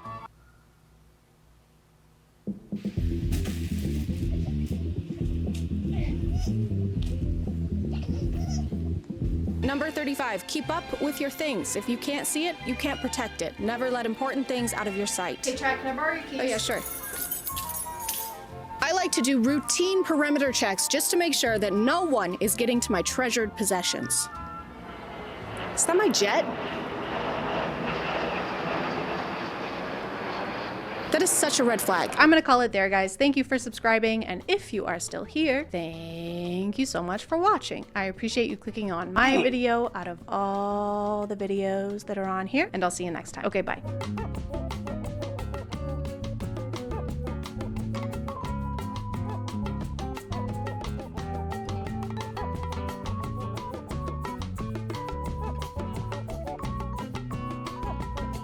Oh no, someone broke into my house and stole my setup or packed it neatly into boxes and then left it here. That's so weird. Why would they do that? What a not smooth criminal. Hey guys, and welcome back to My name is ChadChad. Not really. And I moved, then I got super sick, but then I felt better and everything was great. Just kidding, I got sick again and it was worse than before. But I'm actually really happy about it because it gave me time to explore the magical, literally magical side of TikTok known as fairy talk. Not the kind of fairy that gets stuck in the Suez Canal, but the type of fairy that dies if you ever say you don't believe in them. Kind of a little dramatic, honestly. You don't ever see any other mythical creatures doing that. Oh my God, is that Bigfoot? No, it can't be. I don't believe in Bigfoot. What's happening? That's really mean. Like, I don't know why you have to say that, so I guess I'll just die. Oh, I'm sorry. And my feet aren't even that big. I'm a tall guy. Okay. Proportionately, they make sense. You're right. Fairy talk seems to have started out with your regular stuff, like people pretending to find a real fairy. I just caught a fairy. A fairy landed on me. Fairies are real? Heck yeah, they are. And I don't know why the egg is here. Either fairies can lay massive eggs, 4 times their size, or this is the fairy. This is actually an egg fairy. They're like tooth fairies, but if you put an egg under your pillow, you don't get money, you get salmonella. Egg fairies aren't as fun. A fairy? I didn't know that. While I was collecting eggs, a fairy landed on me. It's in my hand. And as far as scientific discoveries go, I don't think you can get away with concealing about 80% of said discovery. My name is Benjamin Franklin, and look, I just found electricity. Wow, that sounds exciting, but you made me wear this, so I can't really see it. And I found your dad. Hi, son. What? He's been gone for years. And I found my dad. You sure are founding fathers.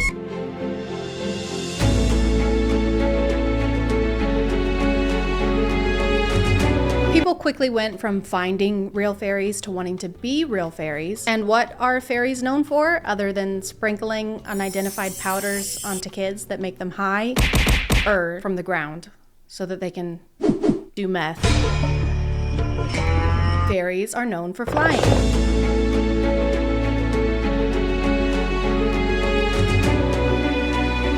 So if you want to be a fairy, you have to learn how to fly, which is obviously difficult to do if you don't have a Red Bull. So when you first start out, your feet are only going to dangle a couple inches off of the ground, but that still counts. A couple inches still counts, don't worry.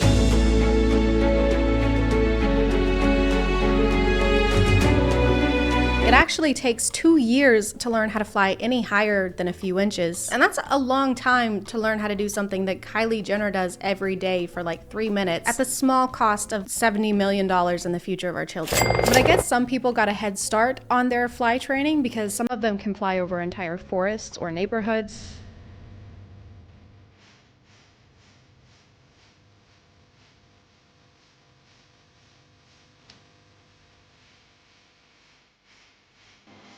Which is very impressive and borders on having to check in with air traffic control. Runway 7, you are clear for takeoff. Copy that. Wait, hold on. There's a ferry crossing the road. The guy opens his door and gets shot and you think that of me? No, I am the one who knocked.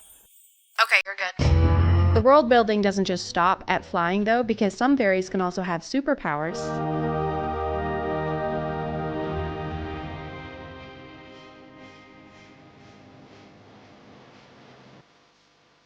If you grow poison ivy in your hand, do you get poison ivy, or can you go around shaking hands at a pro-life rally? And no, it's not bioterrorism. When you agree to shake someone's hand, you agree to the consequences. Just don't shake hands until you get married. Whore.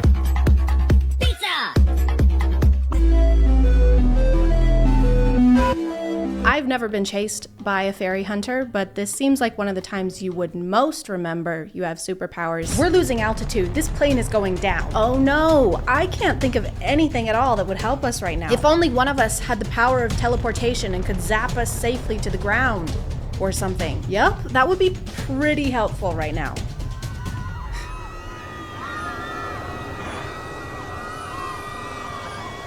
Oh, I just remembered I can...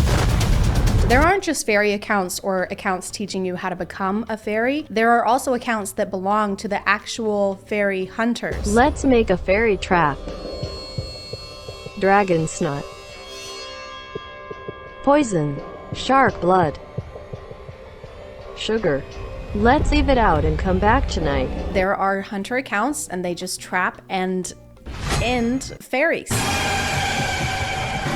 What, you thought you could become a fairy and wear pretty outfits and live in peace? How about I hunt down you and your entire family? Once again, a lot of these are kids, so I just want to make it clear that there is literally nothing wrong with this and they're just having fun. They're building a fantasy world community on TikTok along with collaborative storylines, and when you were a kid, you were making out with your hands. You were, not me. So that's really embarrassing. For you, just you. Luckily, some fairies have healing powers, or you can just make your own healing potion. But do you know who else knows how to make potions? The evil fairy hunters. Fairies, attention. When you are flying and see anything looking like this, don't drink it. It's fairy poison that fairy hunters made to trap us. This is good advice. I would just like to add that we shouldn't drink any strange liquids that we find in the woods. I'm also kind of questioning the hunter's skill in hunting if their plan was just to leave a teacup of poison around and hope someone drinks it. Here you go, Snow White. Oh, thank you. Just a totally normal apple with no poison in it. Okay, I trust you. And here is a teacup of poison. It has poison in it and it's labeled poison. You know,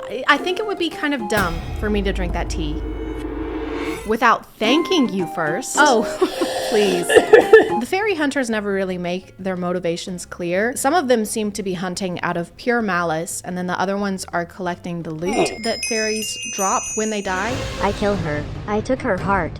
Here is her fairy necklace, 3 crystals, her ring, and the most valuable coin. I found crystals in a ring, possibly left by a fairy. And there are the different types of fairies. So the water fairies can control water, earth fairies can grow plants, egg fairies can make a mean frittata, and they all drop something different depending on what type they are, but there's almost always a stone, and the hunters keep and collect these stones like baseball cards with more murder and less baseball. I found out my sister was a fairy, so I killed her. She was sleeping, so I was quiet. I took a knife. She was a rare earth fairy. I do feel like there are other ways to collect stones, maybe, that involve less bloodshed. There's all those nice people on TikTok lives that scoop up bucketfuls of stones out of rice for only $39.99. And that is kind of expensive. And shipping does take 30 plus days. And I might be Team Hunter now. The fairies finally have had enough, okay? The fairy hunters are being dicks. They're teaming up on them for seemingly no reason. I still don't really have a definitive answer on that. So it was time to go to war. There's a fairy draft, there's war uniforms, a date is decided upon, May the 13th, during which the war will commence and go out and war. I guess it was mutually agreed on, which was very accommodating on both their parts. What about July? No, that's not soon enough. May the 12th? Can't. I have a chiropractor appointment. Pull the wing. Okay, what about May the 13th? That sounds great. I'll see you then. Okay, kill you later. What was that? Oh, sorry. I said I'm gonna kill you later. So I was walking around until I found a fairy.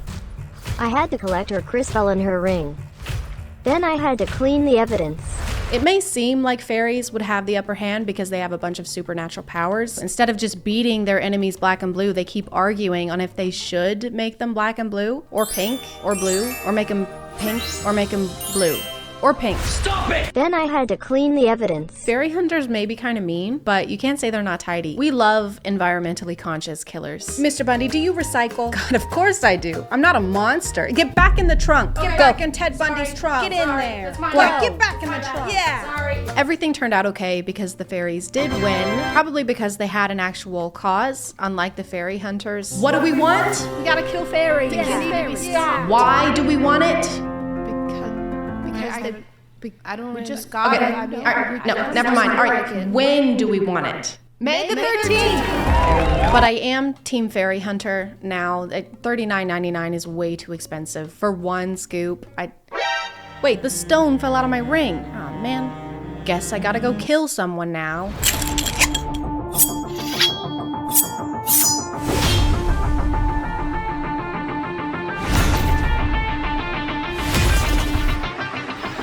My name is Tinklebell. I am a piss fairy. There are 4 types of fairies. There's earth, water, fire, and piss. And that's what I am. My fairy superpower is stream control. Like I've never peed on anyone on accident.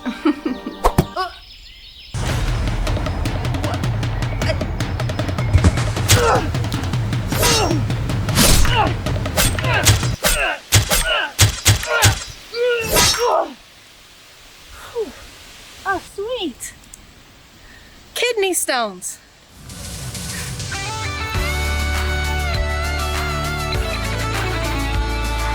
I'm gonna call it there, guys. Thank you for subscribing, and if you are still here, thank you so much for watching. I appreciate you clicking on my video out of all the videos that are on here, and I'll see you next time. Goodbye.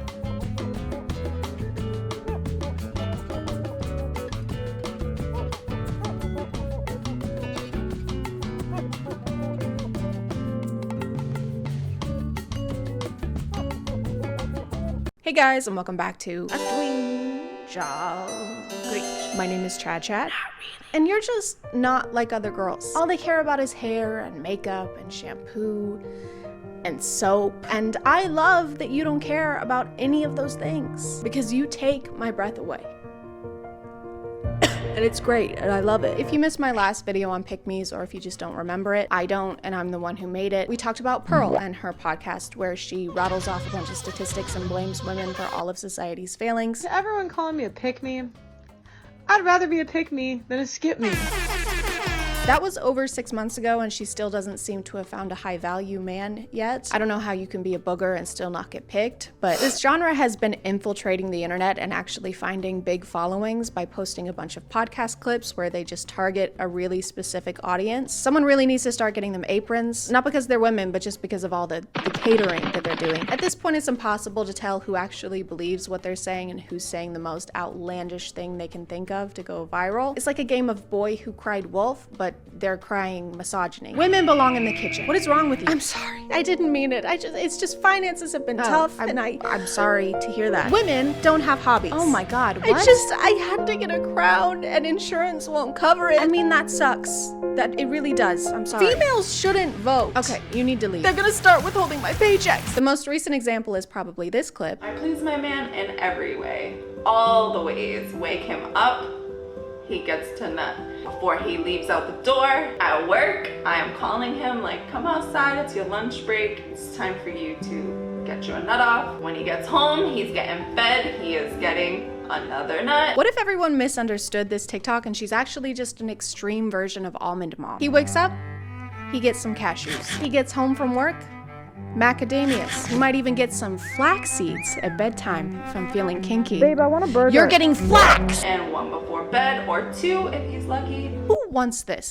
Who genuinely is asking for this?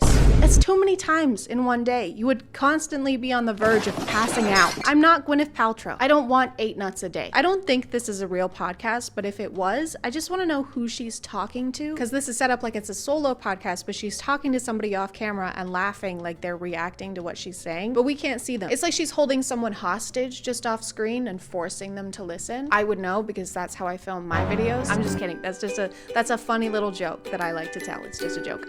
Anyway, back to these weird TikToks. Aren't they so weird? They're just so strange. I can't believe that they said this weird thing. That's not something that people would typically say, and so it's weird that they're doing that. Isn't that weird? And they would almost belong in like a weird Hall of Fame, you know, because it's just so weird. I strongly believe that every single man should get off every single day. Non-negotiable. If your ass has a man and you are not making him every single day, then you are not a woman. Because hello, welcome to 2023. It's 2023, ladies. Get with the times. Making a man your #1 priority is the next big thing. Never been done before. Heard of it?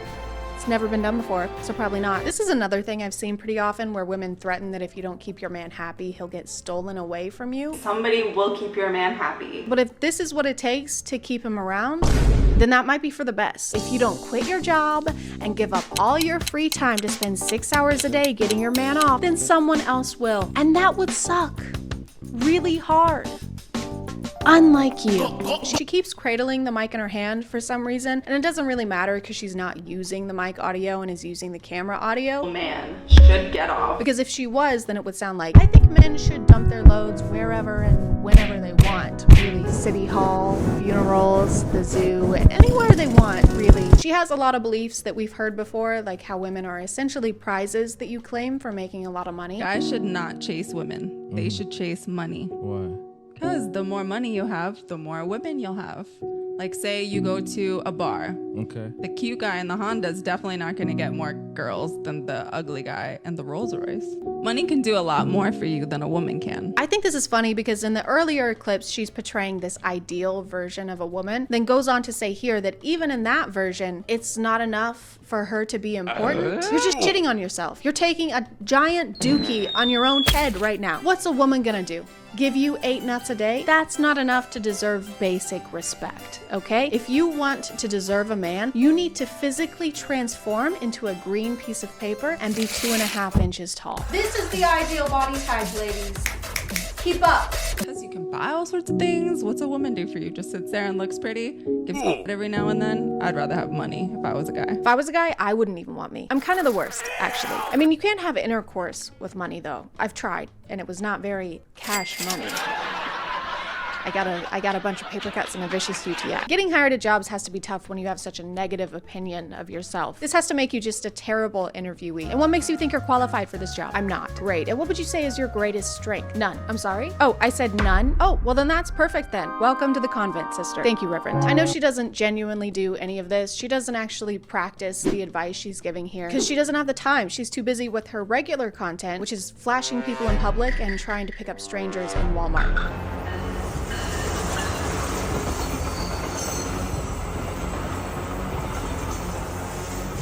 Setting aside the illegal aspect of this, I don't think anyone is actually in this train. All the windows are closed, which I'm pretty sure means there's no passengers inside. So she's essentially just flashing a train. Hey Thomas, the mayor said you're running late again. Hey Gordon, tell the mayor he can go fuck. Hey boys. Oh my god. Oh look, a caboose. This is such a big risk to take for no one to see it. Imagine committing a crime like robbing a bank and then finding out that you actually robbed a hologram of a bank. It's like performing to an empty room, but then at the end you get registered as a sex offender. And then I said, no officer, that's just my wife. Anyway, you guys want to see my car? This isn't limited to trains though. She does the same thing with cars.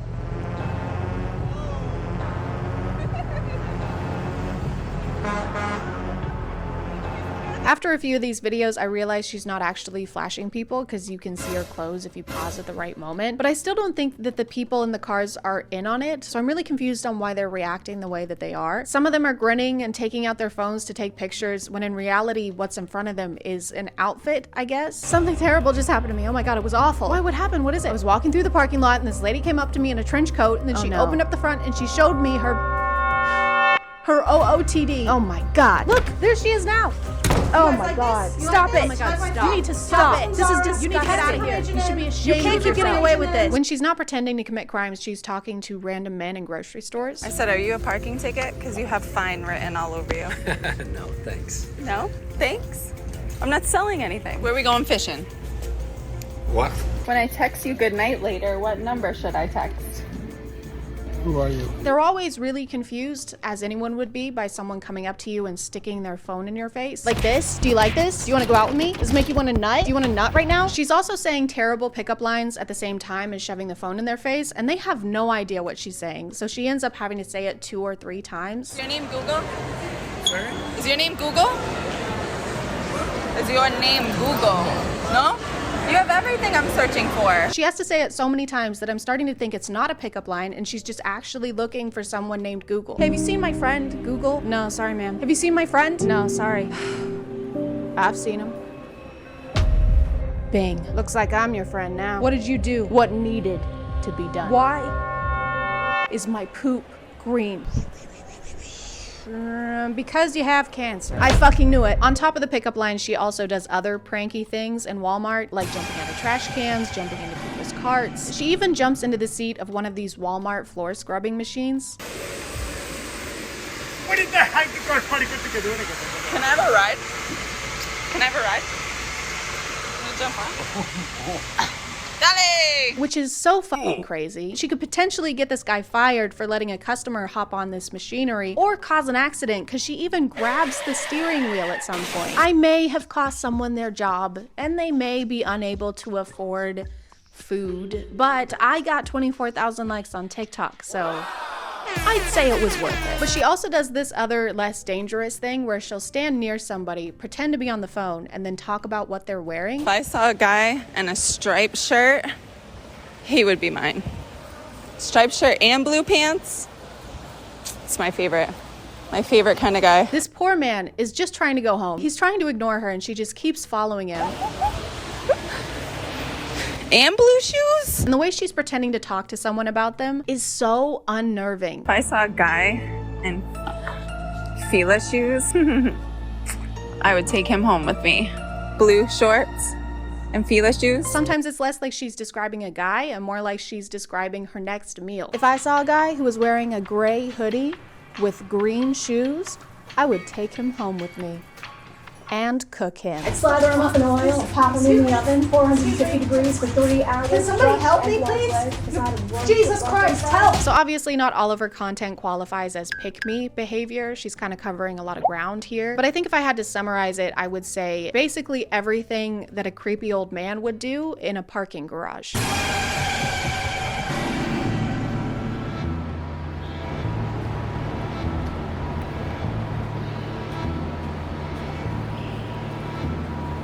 You want to see my banana? It's old and it has spots. You're old and has spots! White shoes, cargo pants, spot t-shirt, glasses. No, his family wouldn't miss him now. Got a tight little ass. Are you from IKEA? No, Are you from IKEA? I'm not, no. You're not from IKEA? Cause I could get lost in you, boy. Are you an elevator? Cause you got me floored. Did it hurt? Did it hurt? No. When you fell down from heaven? Did it hurt? Look at me. Do these match? Does it clash? Rate my fit.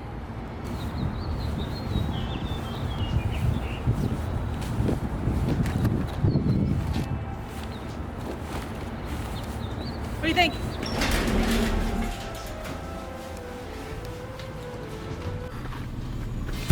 Oh my god. Have another one. Oh. Are you from IKEA? No. Can I have a ride? Get out. Can I No. have a ride? No, get out. Give me a ride. No. Hey guys, and welcome back to your minimum wage job. I'm your manager, and no, I don't care that your grandmother is dying. I will see you at 5 a.m., and no, I will not stand up for you when influencers berate you for not giving them enough chicken al pastor. Manage this, idiot, loser, a twinge of cringe. My name is ChadChad. And why are we harassing Chipotle workers? Why are we doing that? What's going on? There's been a trend recently where people will go into their nearest Chipotle restaurant with a camera, whether it be an iPhone or a full-fledged filming crew, and point it at employees while ordering. Why are they doing that? Is it because they have a deep appreciation for the art of burrito folding? Is it because they've never been to a Chipotle before and they want to marvel at the decor style? I don't know if that's a decor style. I'm not Joanna Gaines, but it's actually none of these. Filming workers while they're making your order was recently rumored to be a kind of life hack that will get you bigger portions and more food overall. But I think the instructions got scrambled like in a game of telephone because some people heard, wait, so you're saying if I'm mean to service workers, I'll get more food? No, that's not what I said. I didn't say to do that. I'm gonna be mean to them. You shouldn't do that. I didn't tell you to do that. I'm gonna do it anyway. I want to do it anyway. A lot of this started when Keith Lee reviewed his usual order from Chipotle and made a couple comments about the quality. Chicken order. Yeah, see, I don't see no chicken at all. I don't taste much flavor. Everything is freezing cold. When I say freezing cold, it tastes like it was in the refrigerator. In my opinion, this is a 2 out of 10. I just gotta be honest. I don't mean no harm in no kind of way. Something changed, and I don't know what it is. He also says the portions have been really low lately, and that resonated with a lot of people in the comments. Some say the portions have been inconsistent or decreasing. Meanwhile, the prices keep going up, and it can cost $20 for a single chicken bowl with chips. A lot of the comments agreed with him that the food is frequently cold or that the quality has been getting worse. His video got over 16 million views, so it's safe to say that it caused a little bit of a stir, a little bit of a stirring and whirring. People don't like it when you give them less food. Animals don't like it either. Bones let me know that the other day. But a couple weeks after Keith's video, this one also got really popular. Apparently, we have hated on Chipotle so much that managers are allegedly providing notices to their employees that if anyone is ordering with their phone out, potentially recording, to just load it up. Go ham. I'm pretty sure this person doesn't and hasn't worked at Chipotle, and she doesn't say where she heard this from. Personally, I don't believe anything anyone says ever. And yes, I have a great relationship with my family, and I don't have an avoidant attachment style. Why do you ask? I think it's pretty likely that a manager told employees to do this after they had an incident of somebody coming in and filming, and then this video led to everybody believing that it was a company-wide mandate being spread, which it could be, I don't know. Something happens to information on the internet when it passes through more than 2 people. It just deteriorates faster than Prince Philip. R.I.P. by the way, unless he's still alive. Bruh. I can't tell. You bet your bottom dollar that when my husband gets home, guess where we're going for dinner. I think this video was very much the kindling in the yelling at employees while filming them fire. It went super viral, and a lot of the comments are talking about how they're gonna go into Chipotle and do the exact same thing. And they did. A few days later, the Chipotle CEO very helpfully suggested that giving a look of disappointment while being served will get you more food. One of the things I think it's great about Chipotle is if you come into the restaurant and you want a little more rice or you want a little more pico, all you got to do is kind of like, and usually our guys and women give them a little more scoop. Look, if you guys want more food, take it up with the employees. Be annoyed with them, okay? Don't be annoyed with me. I didn't do anything. I'm just the CEO. I'm just in charge of everything. And this video with that video combined hands and kissed and made out and said, how can we make service workers' jobs harder and a lot worse? Can I get steak? Could I actually get more steak? No. Just more. Just forget it. This employee is just trying to abide by Chipotle's serving sizes. I'm sure if they were to give him a whole extra scoop of protein for free, that they would probably get in trouble for it. Uh-oh, trouble? Uh-oh. I don't know. I don't know, dude. The more videos I saw of this, the less it seemed about Chipotle decreasing their portions, and the more it seemed about taking advantage of employees just trying to keep their job. Almost all of these clips are employees just having to endure and stay nice despite what the customer might be doing. Oh, damn, what the little baby ass chicken, bro? That's all the chicken? That's all the chicken they put on that home? That's all the chicken? Here she gives them a pretty big serving of chicken right out the gate, and they all immediately start complaining. Ew. That was not enough chicken. That was a very that's a little bit of chicken. What the fuck is that? Chicken, my hell. And she just has to stand there while 5 people simultaneously complain at her, and they don't stop until she gives them a whole extra serving of chicken. Which again is probably very discouraged by management and the reason she hesitated to do it. It seems like some people think it's kind of funny, like it's a joke, and they think the employees are in on the joke, but the employee is not having fun. She still had to give you a free extra serving, and she still had to deal with a group of customers complaining at her. And she deals with upset customers all day long. This is the same interaction she has all the time.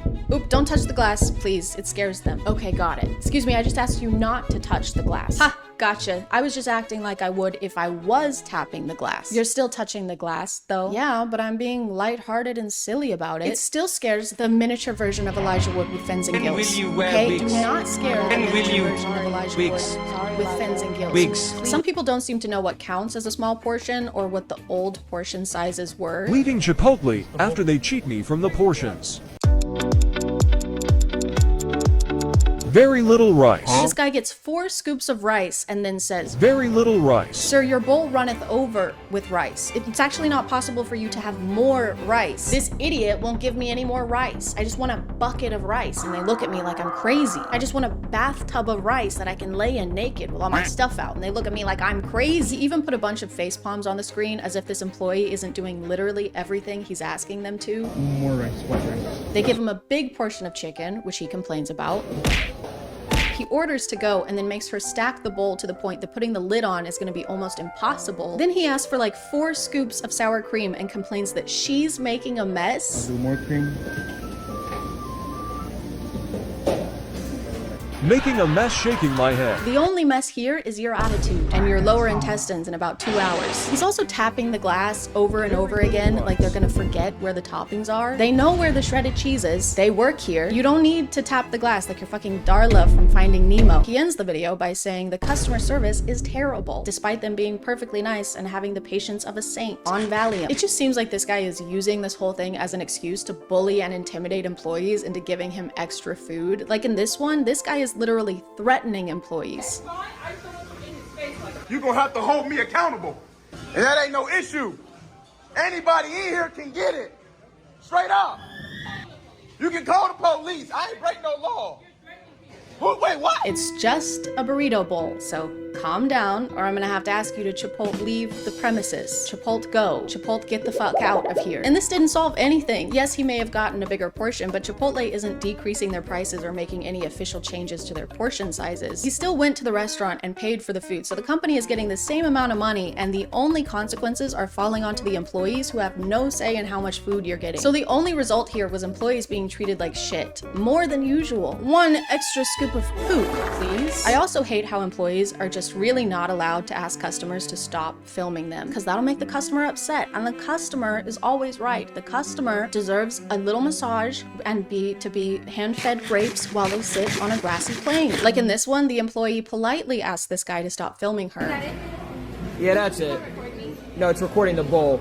And he says he's not, right after fully showing her entire face. Or this one where the guy is literally almost touching the employee's face because he's holding the phone so close to him. Sir, I can see inside this man's ear. Take a few thousand steps back, please. He also starts complaining about the amount of chicken before he has even scooped the chicken. We need some more chicken in that. Finna fire on your ass. Put that chicken in there. He hasn't even seen how much chicken he's gonna be served yet. This is incredible, guys. We have a chicken psychic on our hands. We gotta call him Dr. Strange because he can see the future. And also because he acts really fucking weird.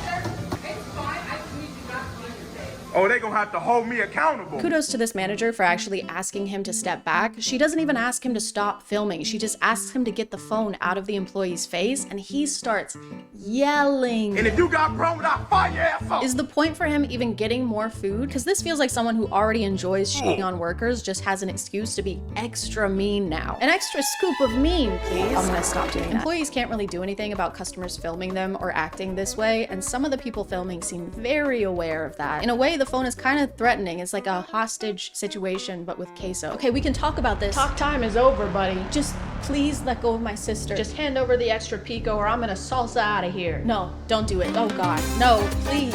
Please don't. Please stop. Oh, come back. No, don't. Chipotle has been getting complaints about their portion sizes way before this. People have been talking about it for a while. Can we talk about the downfall of Chipotle? I feel like the quality is not there. The price has increased. For literally a scoop of guacamole that big, it's like $2 freaking now. This video was posted in October of last year, and just for fun, I checked the side of guacamole now, and it's $2.65, so getting closer to $3 now, which based on what she said would mean the price has already increased again. Allegedly. She also mentions the cost of the bowl has gone up too. Plus, this one little bowl used to cost me $9, I remember. $14. So $5 more for the same size bowl is an increase of something percent. I don't know. I was homeschooled. My math lessons were counting how many wives Abraham had or how many vaccines I didn't have. I don't really eat at Chipotle and haven't much in the past, so my opinions are all based on other people, just like my personality and sense of style. But even though I don't have that information based on personal experience, if you're wondering if I believe a corporation has been increasing their prices allegedly while decreasing the amount of product you allegedly get while their employees' wages allegedly stay pretty much the same, yes, I do believe that alleged thing would happen allegedly. The natural next step in this video feels like I should order from Chipotle, but that just gives them more money while they're allegedly giving us less food. But they have to increase the prices. Guys, the CEO made less money last year. He only made $17.2 million instead of the $38 million that he made in 2020. What's he supposed to do? Have 5 tennis courts instead of 6? Let's not be rash. Let's not be hasty. Let's not do anything crazy insane like that. So I won't be doing that, but I still want to degrade someone on camera while they make me food. I can't just miss out on that. Hey, can I get turkey? Of course. What else? Very little turkey. Can I just get more turkey? some more? Yeah. Some more turkey. Okay. More turkey. Would you like any cheese with that? Oh, okay. Okay. Some more turkey, Oh, please. I gotcha. Make you happy as a customer, yes. Additional Yeah, turkey. could I get some more turkey?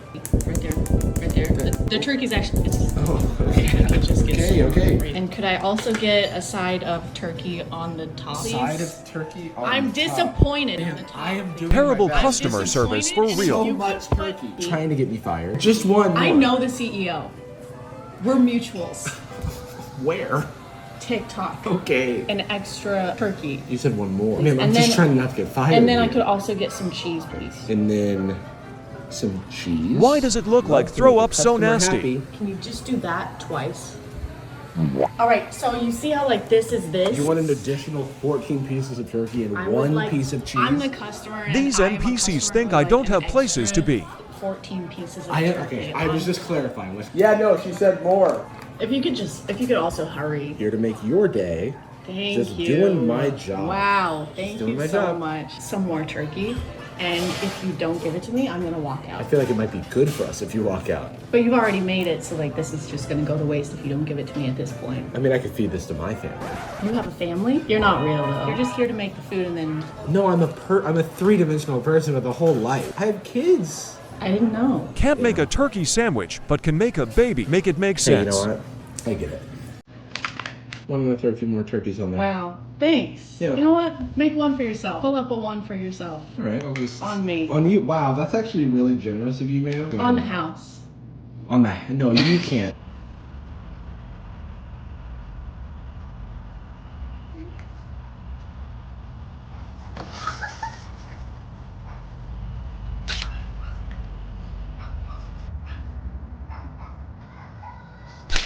I'm gonna call it there, guys. Thank you for subscribing, and if you are still here, thank you so much for watching. I appreciate you clicking on my video out of all the videos that are on here, and I'll see you next time. Okay, bye.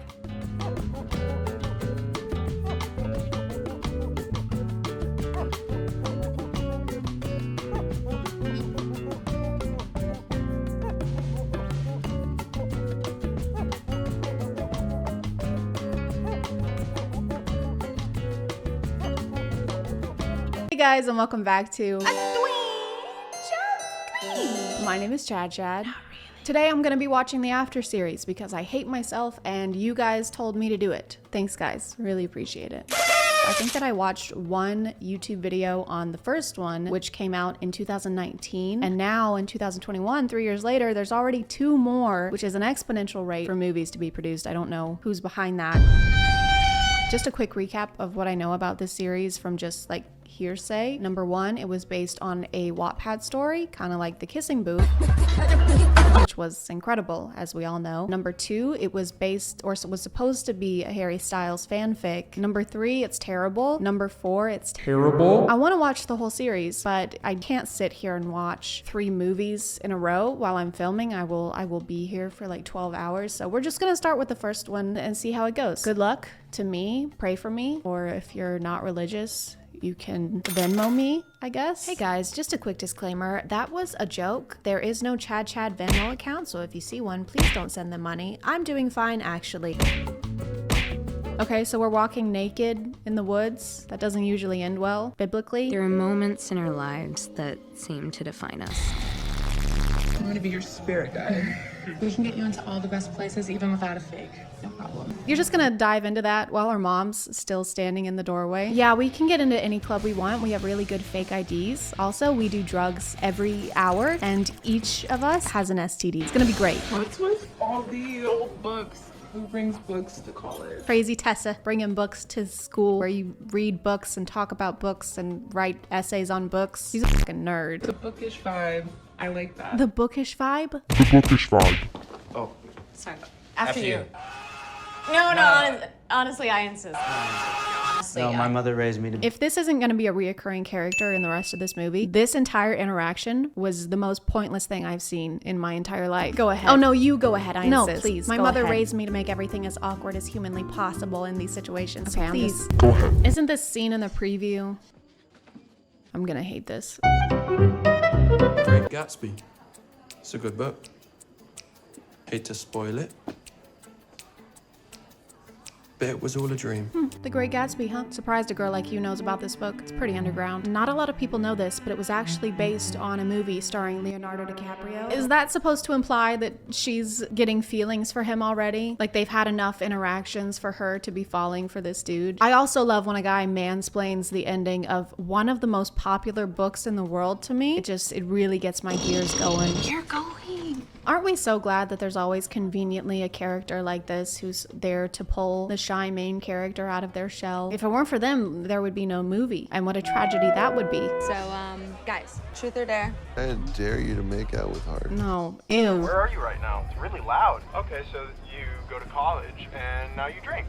That's really great, Tessa. Okay, Noah, where is this what? This relationship seems really solid. I think that they have a lot of trust. Ooh, he also has books. I bet he's not as materialistic and shallow as he seems to be. He has depth, and I bet he has a soft spot only for her. Whatever our souls are made of, his and mine are the same. Guys, I don't think I can do this. I already want to die at how deep their relationship is because they both read books. I know that their faces are so close together because it's supposed to be building and showing us the tension, but I don't feel it. The only tension I feel is between me and turning this movie off. I know you're not gonna kiss, so just hurry it the fuck up.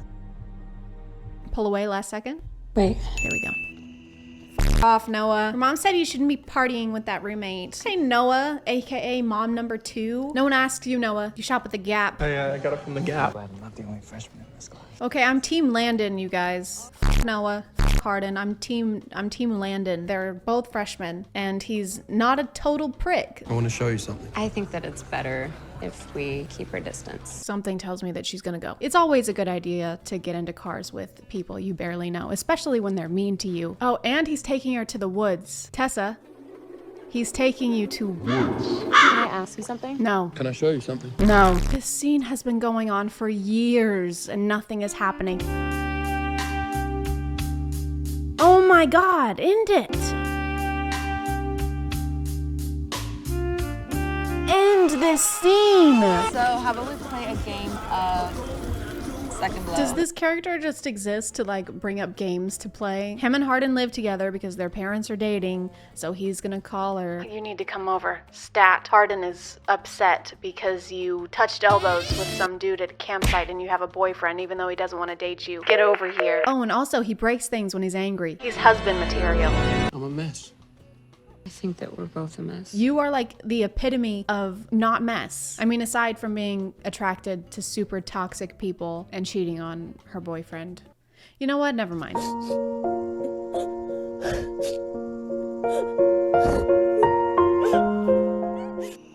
Noah is my best friend. Not anymore.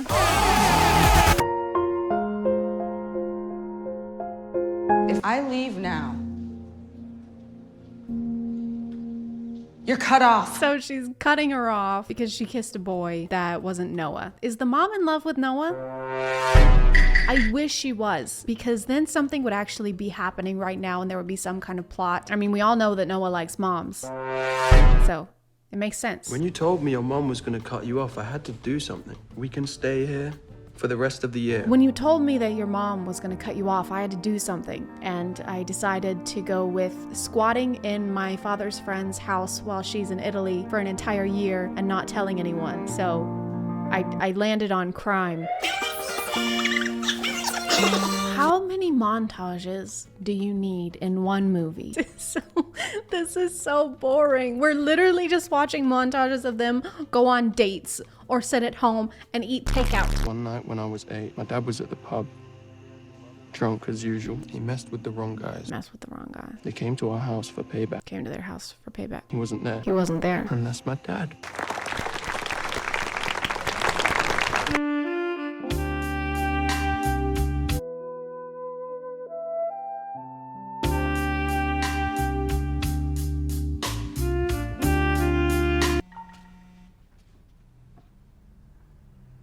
I need to go. What? Now? Jeez, just tell me where he is. Maybe he's at Blind Bob. Yeah, obviously, we know this. She read the text messages that said, meet me at Blind Bob's at 9. And then he was like, oh, I gotta go. I thought we were just assuming that that's where he was going. I'm Tessa, and this is 2 and 2. She can't put them together. Make her fall in love with me. And then I'll just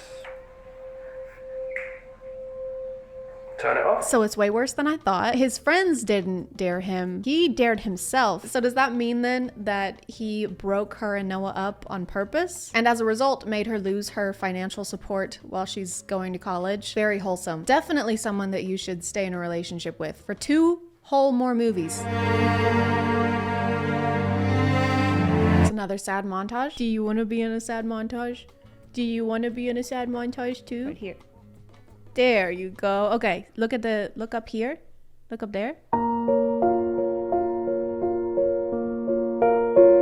Beautiful. You did amazing. You were made for the camera. Tessa and Hardin aren't talking, obviously, so we just get another sad montage of the 2 of them separately, but thinking back on the times that they had together, which even though we just saw all those moments in the movie and they were painful and boring back then, we have to watch them a second time in the form of a sad montage, just in case we missed it the first time. Miss Young, this is what Hardin turned in. I think it was actually written more for you than it was for me.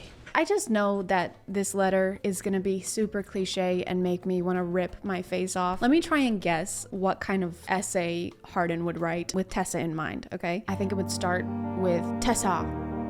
That's it. It just says Tessa in Times New Roman font. And the teacher was like, this is an astounding statement on the solidarity of the human mind and how it can so easily become fixated on Tessa. A+. I like how she only hangs out with Landon whenever she and Hardin are not currently speaking. I think it's really cool and fair how they are only friends when it benefits Tessa. You once asked who I loved most in this world. And it's still me. But you come in at a close second. The plot is just how they aren't having sex, and then they are having sex, and then they go back to not having sex, and then these little scenes are sprinkled in between where they talk to meaningless characters about how they are or are not having sex. After my ass. So let me know in the comments if you want to see the next one, but I'm gonna call it there. Thank you for subscribing, and if you are still here, thank you so much for watching. I appreciate you clicking on my video out of all the videos that are on here, and I'll see you next time. Okay, bye.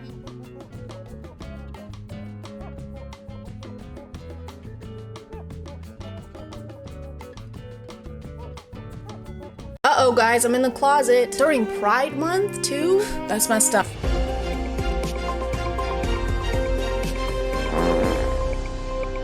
Hey guys, today we're talking about men who kick balls and men whose balls we'd like to kick. A twinge of cringe. My name is ChadChad. Not really. And imagine you're a hardworking woman. If you're already a hardworking woman, you can just sit there. You've done enough. Now imagine you've dedicated years to your education, countless sleepless nights and energy drinks, all while working a job, or 2 maybe, or maybe even 3. Who knows? Everything sucks right now, but it was all worth it because today it's finally over. You've done it. Your friends and family surround you, beaming with pride as you toss your cap in the air and celebrate one of the biggest achievements of your life. And then a guy gets on stage and says this. I think it is you, the women, who have had the most diabolical lies told to you. How many of you are sitting here now, about to cross this stage, and are thinking about all the promotions and titles you are going to get in your career? Some of you may go on to lead successful careers in the world, but I would venture to guess that the majority of you are most excited about your marriage and the children you will bring into this world. If you don't know who this is, lucky, this is Harrison Butker, and he is a kicker for the Kansas City Chiefs. More like Kansas Shitty Chiefs, am I right? Haha, good one, ChadChad. Up top. Oh God, ChadChad. No, don't. If you don't know who they are? They are Taylor Swift's football team. And if you don't know what football is, figure it out. I can't hold your hand through all of this. Harrison was invited to be the speaker at a graduation ceremony where he decided not to stick to the status quo. No, no, no. No, no, no. Stick to the status quo. Did you hear that run? I've got runs. I have the runs. Instead of using his time to inspire graduates or congratulate them on all their hard work, Harrison decided to use his time to complain about things that bother him. And the first thing that bothers him, apparently, is women having careers. And thank goodness he was here to save these women from the diabolical lies such as, hey, if you want to have a job,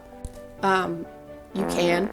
The true diabolical lies at college are typically more like, this will get you a higher paying salary. You're gonna remember a single vocab word from your 4 semesters of Spanish. Harrison took this opportunity to address women and women only. He doesn't mention the importance of child rearing to the male graduates and brushes off their achievements as being kind of a pit stop on their way to becoming wives. And this might be one of the most inappropriate places to do that ever. The best time to try and tell women what they should be doing with their lives is never, but the worst time is when they're actively doing what they want to do with their lives. They're currently making an achievement toward their career, and you chose this one right now to talk about how they should be getting married. Maybe take a break from the balls and kick rocks for a minute instead, maybe. No, this is not a meet and greet. Everybody's got to come in and say hi. Unless you have anything to say. I'll talk to Harrison all year long, man. I just let him do his thing. I'll talk to him. Go say hello. It's not like in the lunchroom. You say hi in the lunchroom? No, we sit right beside each other in team meeting, and I don't say one word to him. Only before the season and after the season. That's the only time I talk to him. I think this is just a variation of the podcast effect where something takes hold of some guys the second they touch a microphone. It's like they've never spoken out loud before and they need to get it all out in that moment while they have the opportunity. All right, thank you. Thank you all for being here at my wedding or baby shower, I don't know. Anyway, this reminds me of how much I hate chunky peanut butter. If I wanted to eat peanuts, I just eat peanuts. Honey, could you talk about our love, maybe? This reminds me of how much I would love for women to never speak again. He makes a comment about how his wife's life didn't begin until she married him. I can tell you that my beautiful wife, Isabel, would be the first to say that her life truly started when she began living her vocation as a wife and as a mother. Which makes it sound like women are mindless NPCs just hovering in a market somewhere until you propose to them with a mermaid pendant. I need Harrison Butker to know that I love my kids, I love my husband, but my life ended when I had them.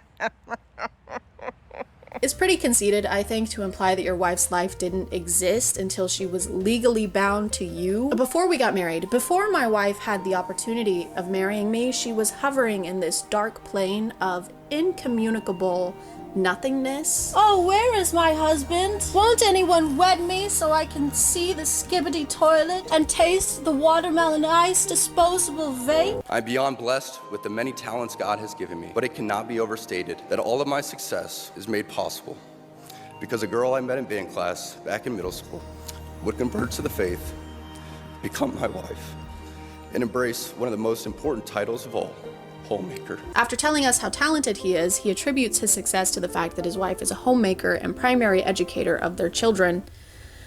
Oh, hell no, man. What the fuck? It's fine, I don't care. And I've noticed that a lot of husbands like this don't bring up being a homemaker unless it has to do with them and their own success. It's almost as if what they appreciate most about their wife's hard work is the fact that it's helping them do the actually important hard work. The important man job, career man, work stuff, sport stuff.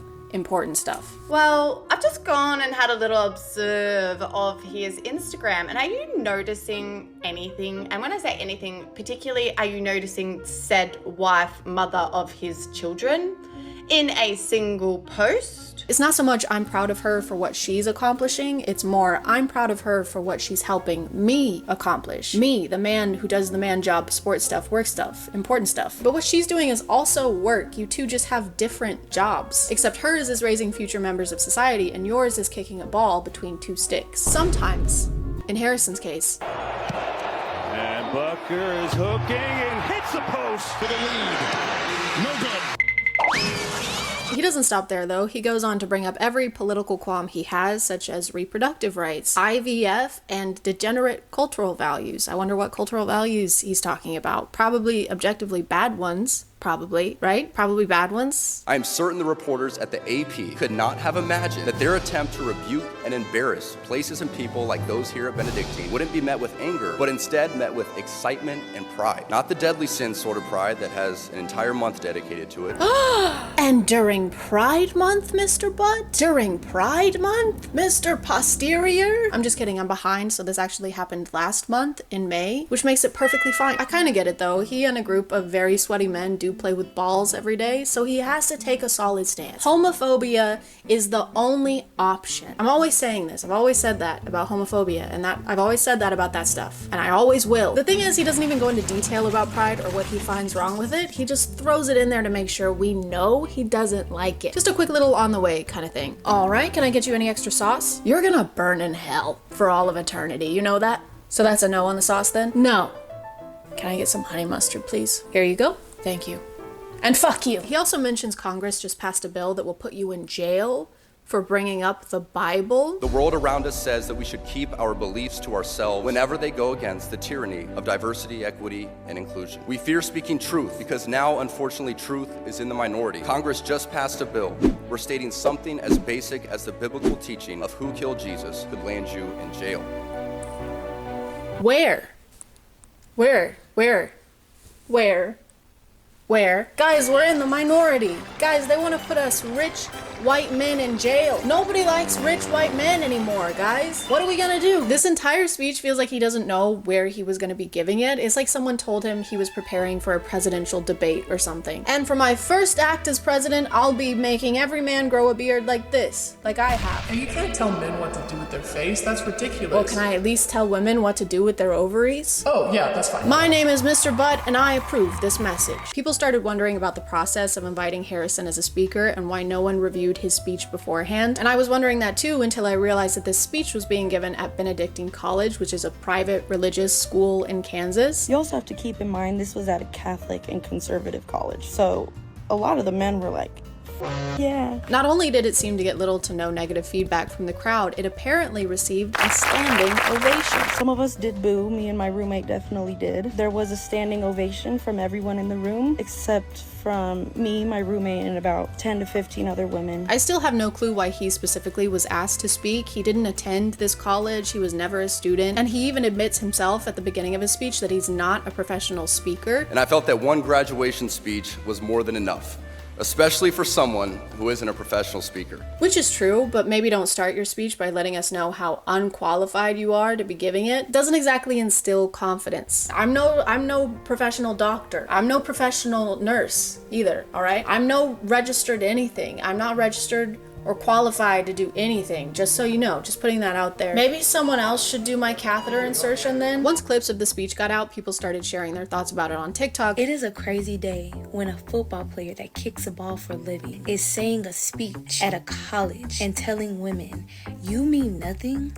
Your life means nothing until you get married and have kids. In front of women that have spent years working hard to achieve this amazing achievement. 32,509 signatures is crazy work, especially within the span of 2 days. It is honestly beyond comprehension to understand how in 2024 a man could get up on a stage and say that a woman's life is only meant for marriage and having babies. Absolutely insane. And for the most part, people were in agreement that this wasn't the most encouraging speech you could give to women. The women. But of course, you know what they say, behind every loud-spoken misogynistic man, there is a loud-spoken misogynistic Brett Cooper. With a college degree and a career and no children yet, I can confidently say that Harrison Butker is right. And there is nothing wrong with a man in tears celebrating his wife and thanking her for the sacrifices that she makes every single day for their family and their children, and the sacrifices that every mother around the world makes for her family. No one is saying it's wrong for him to thank his wife. He basically told a crowd full of women that they shouldn't be doing what they're currently doing. He claimed they'd been fed lies by choosing to pursue a career. Mr. Posterior's wife is allowed to do whatever she wants, and the female graduates in this room are allowed to do whatever they want without some football guy dude trying to convince them otherwise. And it's not wrong to acknowledge that millions of women around the world desperately want that.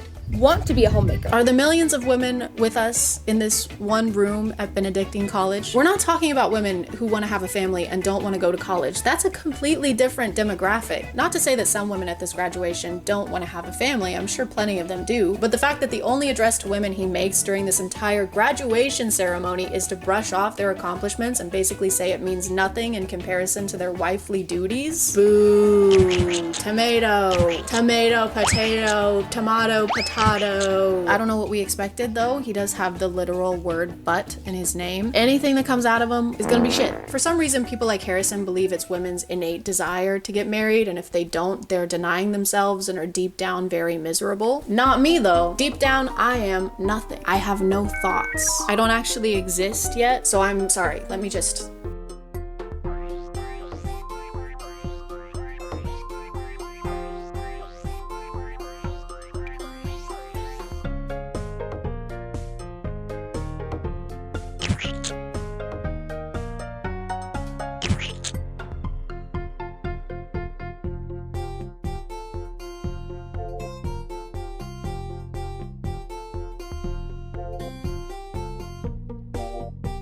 Hello, and welcome back to A Twinge of Cringe. Look what I have.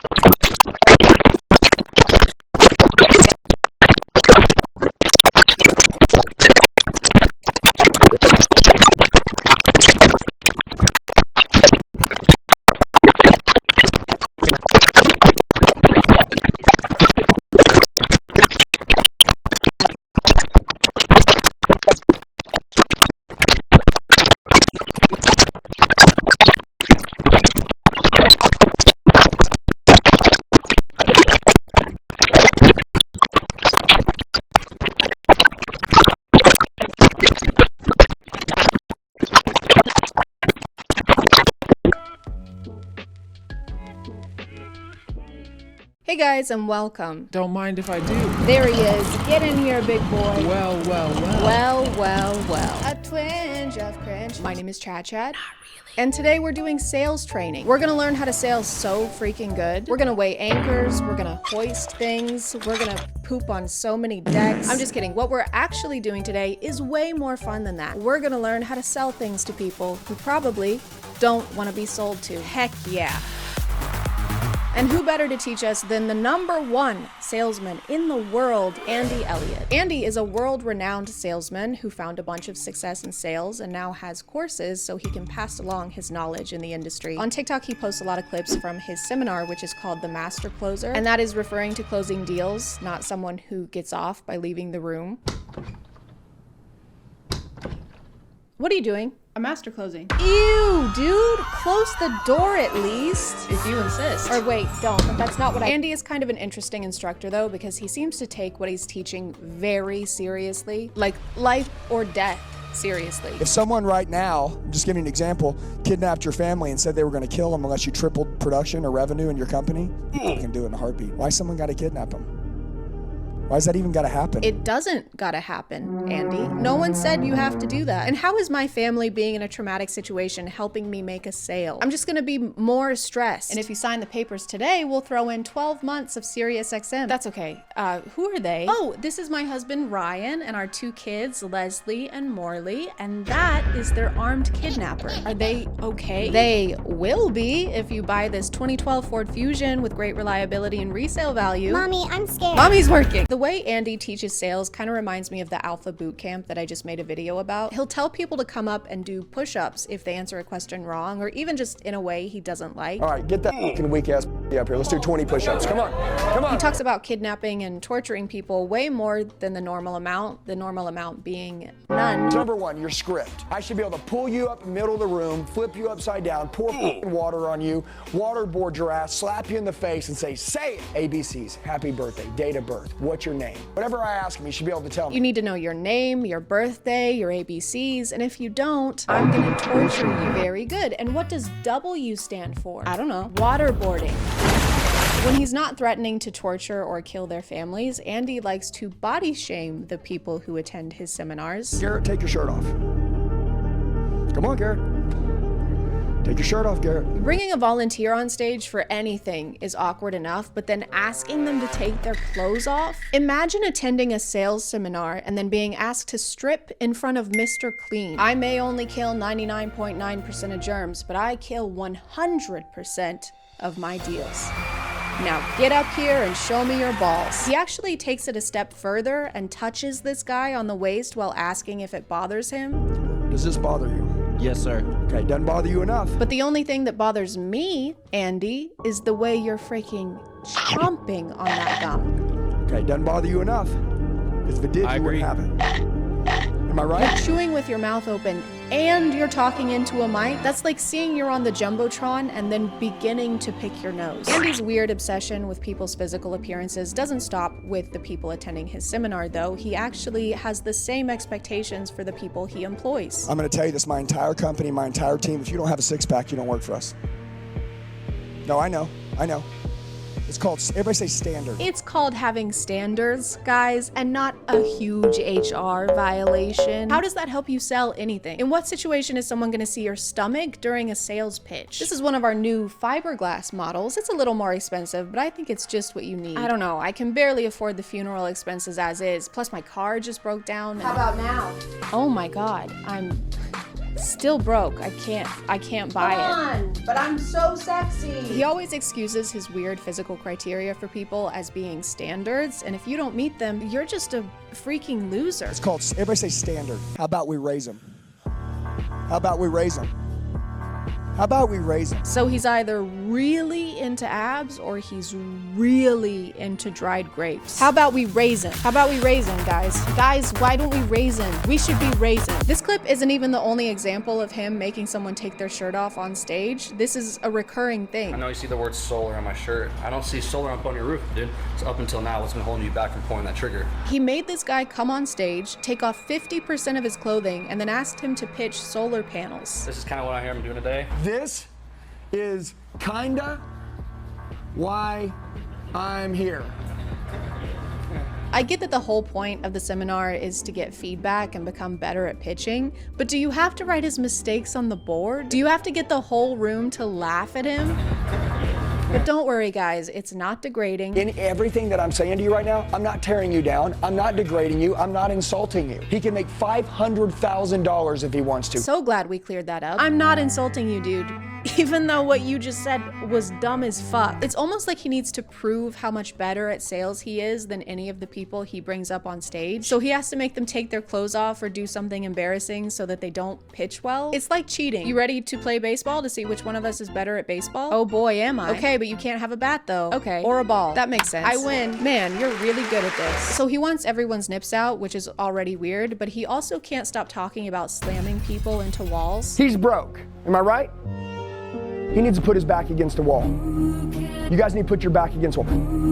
They're trying to play it safe, and I am literally pounding their ass in the ground. Oh, Andy, I think you're at the wrong conference. The sexual euphemism seminar is down the hall, okay? In room 69. With all of these rants going on, I'm not really sure when he has time to teach sales. He mostly talks about how you'll be instantly better at sales if you just look better. Let me ask you, if you lean down and you let all that muscle come through, dude, you'd be twice as good looking. You'd be making twice the money. Maybe some of you in here didn't know that being better looking would make you more money. Which is egotistical when you think about it, because he claims to be the world's best salesman. So it's basically him saying, how do you make more money? Just be sexy. Like me. Have you tried being a suave womanizer who wears shoes like a court jester? You don't even have bells on your toes? I'm out of here. Their website says that Andy personally guarantees the seminar will improve your life and easily triple your income. And yeah, if I took my shirt off, I could probably triple my income too. I'm just kidding, that's not happening. Unless, I'm just kidding. But even when he's not going on rants, his sales advice still isn't that great. Okay, ready? 30 seconds, close the room on buying insurance. Ready? Hey, let me ask you a question. Do you got a family? Do you got a family? Do you got a family? You got a family? Hey, let me ask you a question. 5 times. I am going to ask you the same question 5 fucking times. You got a family? A lot of his techniques don't even seem like techniques. They just seem like guilt tripping. Do you want on the worst day of their life when you're gone for your family to be protected? Yes or no? Okay, it's black and white. If you do, we need to make sure they have life insurance. If you don't, it's not important. Would you agree? Let me ask you a question. Do you love and care about your family and want to keep them safe? Or do you hate them and hope they die? AKA, don't want to buy my solar panels. There is no in between. It's black and white, this or that. What happens when he tries this approach on someone who doesn't have a family? You have a family? You have a family? You have a family? You got a family? You got a family? Well, I did. Do you have a family? You got a family? Find the courage to say yes, regardless of what it costs. And you went home and you said, hey, baby girl, didn't matter what it cost, you're number one to me. And to prove that, I went ahead and pulled the trigger on the kitchen remodel because you're number one in my life. Do you think she'd have a problem with that? Yes, Andy. I think she might have a problem with that. You know what would make your wife super happy? Spending thousands of dollars without telling her. She might even slam you into the wall and pound your ass. Again. He even admits at some point that he never really knows what he's talking about. Do you need to know how solar works, or do you need to know how to sell it? Sell it. Dude, I broke the record in the United States for selling cars when I was young. I didn't know anything about cars. I don't give a how it works. What does solar do? Yeah, who gives a how it works? I don't know. The potential customer might care how it works. The overall message seems to be, it doesn't matter what you say or what you know, as long as you say it confidently. And I thought this was a seminar for salespeople, not politicians. You know, Andy creates unnecessary hypotheticals and makes people super uncomfortable on stage, but at least he's open to criticism. And by the way, if I say something that offends any of you, it's because you're f***ing ego. You can die with that f***ing ego. You can die f***ing broke. Okay? Whoever's not with them, go f*** yourself. We don't need you. Man, I'm sorry, guys. I was about to say that it's possible to be a salesman and teach people how to pitch products without weird power trips or humiliating them based on their appearance, but I just realized that's my ego talking. Also, I'm poor and should probably die. And you can die f***ing broke. I think this is all just a result of telling someone like this that they're the best at something too many times. It's kind of like Pinocchio, but instead of lying every time someone compliments him, his pants get a little bit tighter. To me, it seems like he gets off on the idea that he's better at sales than everyone in the room, which, yeah, That's why they're there. You can't rub your knowledge of something in the faces of people who are paying you to share it with them. You'd never see any other kind of teacher doing that. Can anyone answer this one for me? No? Josie? I'm not really sure. See, this is why you're all broke. We don't know how to solve that problem yet. You know what else you don't know how to solve yet? Being short. What? None of you have jobs, and I bet most of you still live with your parents. We're in kindergarten. I know how to solve this because I'm not a dumb little kid like you. That's why you're the teacher. Everyone point and laugh at Josie. Do it. I can't even count to 5. Hey guys, look, this is Josie. What an idiot. I'm so much smarter than you. I'm gonna call it there, guys. Thank you for subscribing, and if you are still here, thank you so much for watching. I appreciate you clicking on my video out of all the videos that are on here, and I'll see you next. Thank you, love you, bye.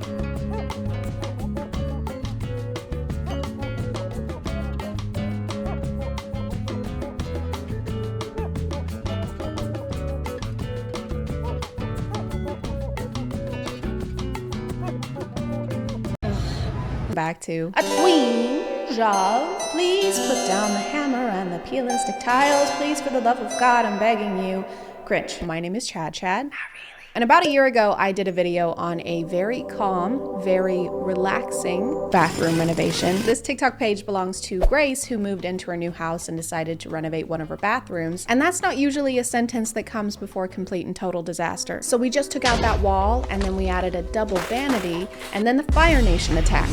Just off the top of my head, I think that at the end of my video from last year, Grace's bathroom was starting to look better. I haven't rewatched it because I have this thing where if I see myself in anything older than 2 months, I will delete it while crying and never put myself in front of the camera ever again, especially when I looked like Fuzzbert from Trolls. So at first she did a DIY to do this kind of speckle design on the countertop in the bathroom, and it looked really good. But then for some reason she painted over the entire countertop with green paint, including the sinks. Green sinks. That's what I remember mainly is green sinks, and it looked bad, so they kept adding more and more layers of green paint until it had more bubbles than your stomach after eating paint sauce. One of the other things I remember is how they used a stencil to try and put a design on the tile, but instead of using a roller, they used these small paint brushes, like the ones you would use to make an actual painting, like the Starry Night. But this wasn't Van Gogh approved. We should have Van stopped. Van Gogh?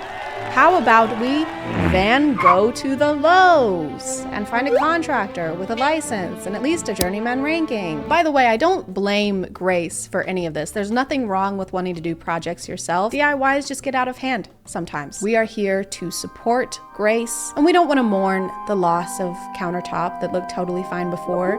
Countertop wouldn't want that. Celebrate me. That's what countertop would say.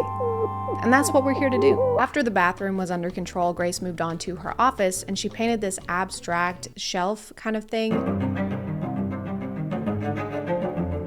which turned out really well and looks great, but don't get too comfortable. Why don't you come in and not have a seat? Could I get you nothing to drink? Speaking of sitting down, Grace is painting chairs.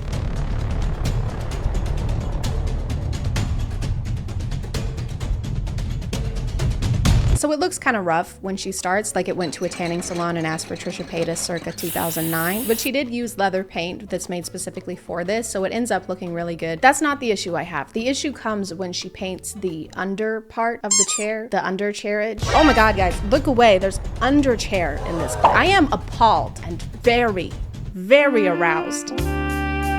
So we know that the orange paint was made specifically for leather, but I don't think that this paint was made specifically for chair legs. That looks like a jar of queso. And you can't just use queso instead of paint. Queso is way more expensive. And can I get lettuce and then just some extra queso? Sure, that'll be 50 cents. No, sorry, I need 5 gallons. I'm repainting the nursery. That'll be $17,000, is that okay? Give me a couple gallons of salsa too. Painting another room. No, I just really love salsa. Obviously I'm painting another fucking room. Of course you are. Sorry, Jesus Christ.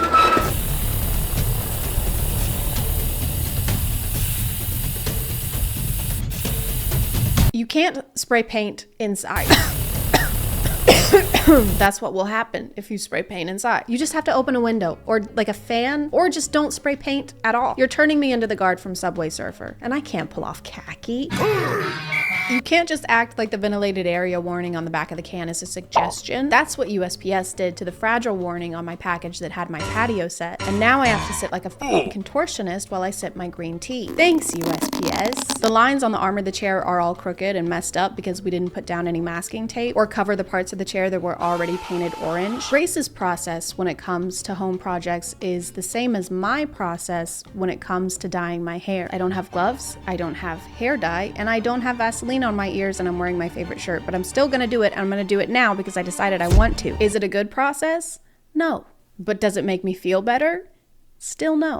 The office is looking and smelling really good, and compared to the bathroom, this went really well. Grace's friend designed this whole room and gave her a list of things she needed to buy and put together. And she gave me all of these instructions. And look, there's steps and everything. She gave me links to the paint. I promise I'm using the paint she said. And that's a lot of work, and it would suck if they had to take it down. They have to take it down.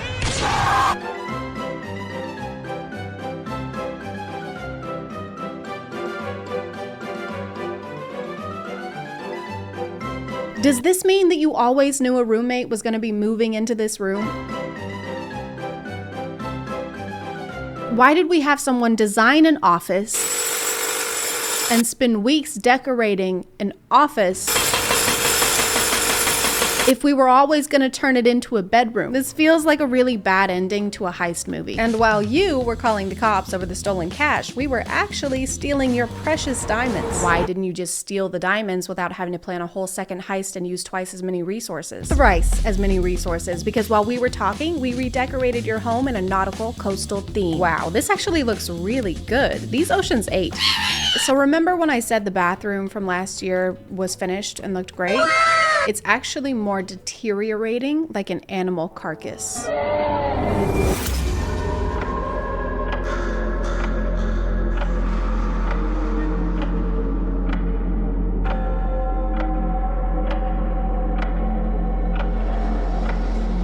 There's paint coming off of places it should be, and then somehow also paint in places it shouldn't be. And the floor looks like someone left it out in the sun for too long.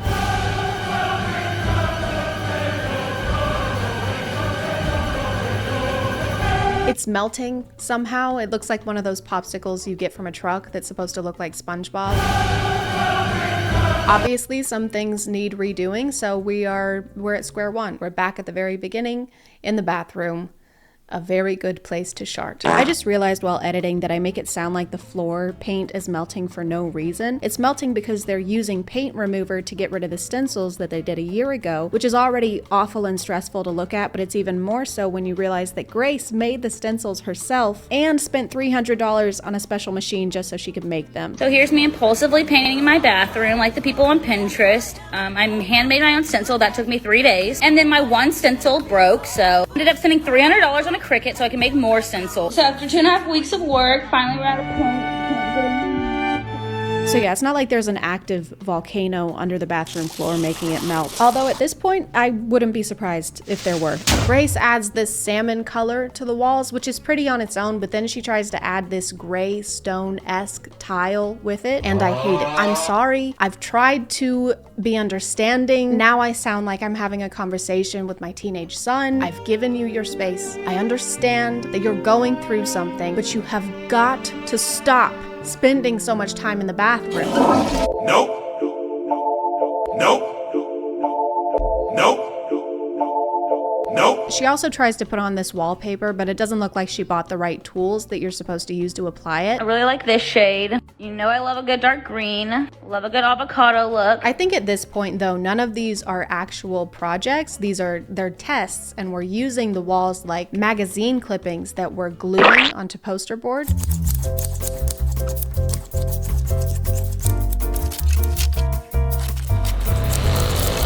Why make a Pinterest board when you can make the whole bathroom your inspo? That way there's more risk involved. It's a lot more Pinteresting. The cabinets in the bathroom that were painted and repainted at least twice last year are being repainted again, and this time we're doing blue.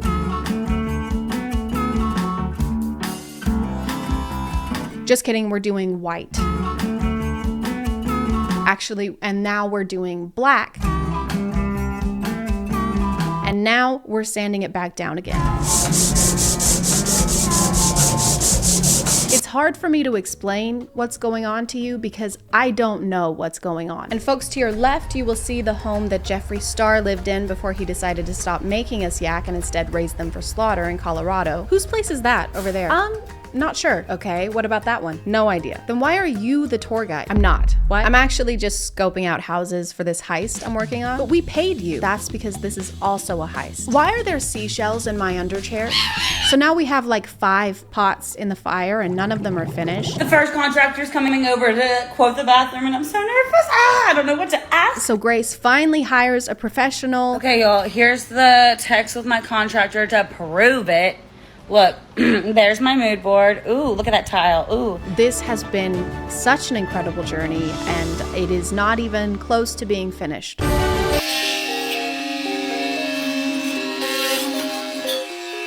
Grace does all the demolition herself, which means tearing down and undoing all the work that we just witnessed.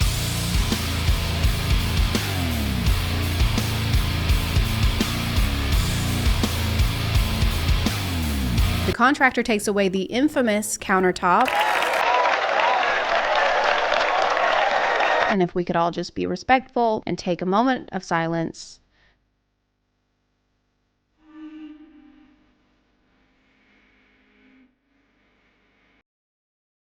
Just kidding, I don't give a fuck about that countertop. Do you have any idea how much pain she caused me? I used to like the color green. I haven't had a vegetable in 16 months. The guy Grace hired installs new countertops and wallpaper. It's looking incredible. Then he drops off the face of the earth.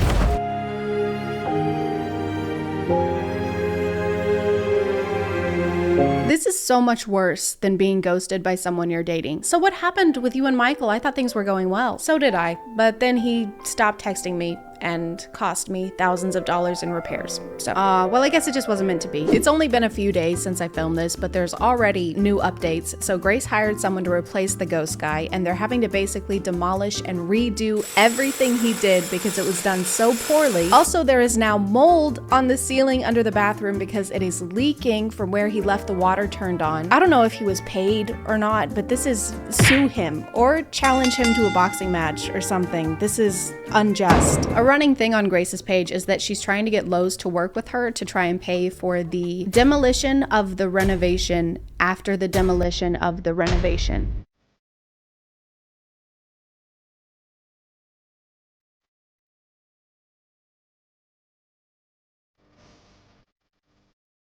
So I wrote this poem for Lowe's. If you or someone you know knows Lowe's personally, not someone who works at Lowe's, but the building, feel free to pass it along. Dear Lowe's, please listen to our woes. It's been 365 days since we last felt okay. We need a vacation from spray paint asphyxiation. So please pay for Grace's repairs because without your help, we'll get nowheres.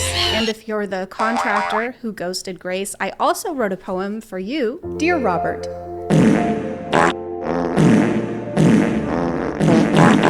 But I'm gonna call it there, guys. Thank you for subscribing, and if you are still here, thank you so much for watching. I appreciate you clicking on my video out of all the videos that are on here, and I'll see you next time. Okay, bye.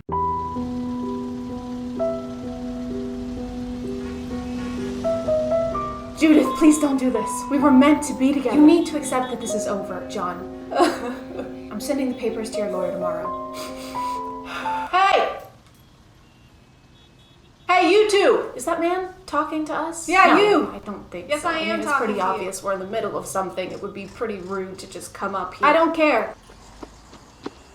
Hey, what do you want? Punch or slap? What? Punch or slap? Would you punch or slap me? That's the same. Don't you mean kiss or slap? No. Please, no. We're in the middle of a conversation. Okay, fine. Kiss or slap? Neither. You know, John, maybe we're making a mistake. Really? Yeah, I mean,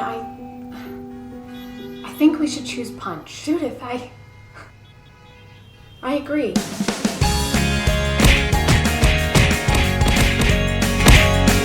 Hey guys, and welcome back to My name is ChadChad. Not really. And can we please cancel the internet genre of random street interviews? I'm gonna die. How can you die when you're dead? Goodbye. Actually, I take that back. Street interviews, when done right, can be funny. Billy on the Street, for example, makes me laugh every time I see a clip of it. And I walked out of it at the end, and I said, this is no good. That has a production team and an actually funny host. When regular dudes, because let's face it, they're almost entirely dudes, grab their iPhone 5 mics and their backpacks of misogyny and try to interview mostly women who are trying to go about their regular days, that's where I begin to take issue. If you've been looking for a TikTok page where someone with the charisma of a newborn calf asks people pointless and often insulting questions, then great. You're gonna love this one. Can I date your friend? Yes. Are you Adele? No. I'm sorry. Oh. You would think with the amount of people doing videos like this and the volume of videos like this that exist, that they would get somewhat less awkward, but no, they don't. She's only into DILF, sorry mate. Oh, DILF? Yeah, she's only into DILFs. Yeah. You have a kid? Not yet, but... I think it's a pretty well-known fact that people are the most awkward when put on the spot like this, so it's your job as the interviewer to lead the convo away from that and not just repeat what they're saying back to them with random exclamations. Yeah, I only like DILFs. Oh, you only like DILFs? Yeah, that's what I said. Oh, snap. So... Oh. Is that the end of the interview, or...? Oh. Do you have a kid? Not yet, but... Not yet. Maybe, I don't know. We can figure it out. Yeah. Might be able to work around it.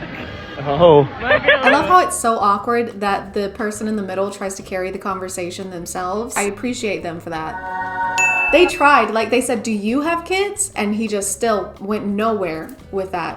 Not yet, but... In fact, I think his entire vocabulary in this whole 40-second clip was, can I date your friend? Can I date your friend? Oh, you only like DILFs? Oh, DILF? Oh. Oh. No. No. Oh. Oh. And no cap. No cap. He didn't even, she asked what no cap meant, and he even repeated that back to her. What is no cap? She doesn't know what cap means. Oh, it means like no cap? Thank you so much. That cleared it right up for us. Mary Poppins, what's supercalifragilisticexpialidocious mean? Well, silly, it means, of course, supercalifragilisticexpialidocious. Right, but I just want to know what it means. Well, I mean, you know what? I can spell it for you. No, that's all right. You don't have to. U-P. No, that's all right. R-C. I just want to know why my father hates me. So make me laugh to prove that girls are funny, and I'll give you guys $100. Why do I have to prove to you that girls are funny? To get $100. But I don't need $100. Oh. The girls aren't funny? No, girls are funny. I feel like I'm laugh. on it right now. Oh, okay. So you think that women owe you not only the courtesy to stop and listen to what a person wearing two different kinds of shoes has to say, but also to prove that they are funny to you? Not just them, like the women in general, because that's not a lot of pressure at all. And in return, you insult them more than once. What a great deal. Make me laugh to prove that girls are funny, and I'll give you guys $100. If I'm funny? Make me laugh to prove that girls are funny. It's not like it's just a silly prompt or a fun way to compete for $100, because he does this all the time. And the second they don't respond with some kind of joke, he goes, so I was right, girls aren't funny? I can't think of one off the top of my head. The girls aren't funny? Girls are stupid then? Girls are dumb piles of doo-doo? Girls are doo-doo heads? Girls are mountains? Girls are doo-doo mountains of dumb? Can you guys make me laugh to prove that guys are funny? And I'll give you guys $100. And the very rare times that he does it with guys, he will instantly start laughing before they even say anything. All right, so what do you call a giraffe walking down the beach? What? Homeless. Completely, go ahead, completely. I don't know if this guy's content is intended to be misogynistic, like to get more interaction, or if that's just his natural musk. Either way, these comment sections attract more chauvinists than orange spray tans and blonde toupees do. We be laughing at literally nothing, just everything's funny. Damn, didn't even finish the joke and I was laughing for no reason. Proves guys are funnier than them girls. Am I in hell? Is this hell? I feel like I'm in the 7th layer of Dante's Inferno, but it's just me stuck in a room full of middle school boys who think that babies come from buttholes. A joke coming from a guy just makes the joke more funny. I DKY. Oh yeah, I know what you mean. That's when, that's called prejudice. Would you survive an MW2 lobby? What is that? Is that a game? Oh, just like an MW2 lobby. Yeah. Sure. What? I heard lobby, like hotel lobby. Oh.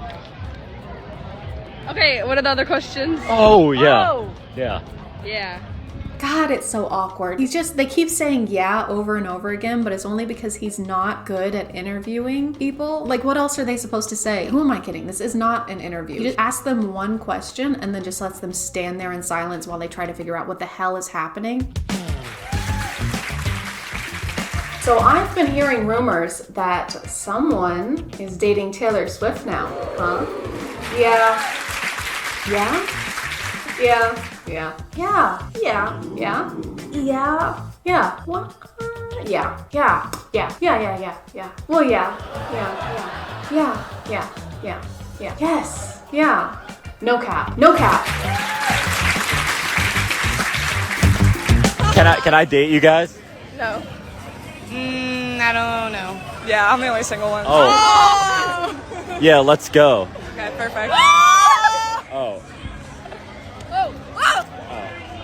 This is kind of worse than the stuff I usually make videos on, because usually it's TikTokers not interacting with real people in real life. They just make stuff pretending to do stuff in real life. This is worse. TikTokers in the wild, and it's not good. Yeah. Well, I didn't really want to date you. I wanted to date the other ones, but thanks anyway. I don't want to date you either. They were like going to hug him to be nice probably, but he wouldn't move. And then he said he didn't want to date her and insulted her. A good interview. You're driving 80 miles per hour. How long does it take for you to drive 80 miles? 8 minutes. An hour. No. Wait. Yeah. 60 minutes. Yeah. You good with your answer? No. Yeah. Yeah. 80 minutes? No, she was right.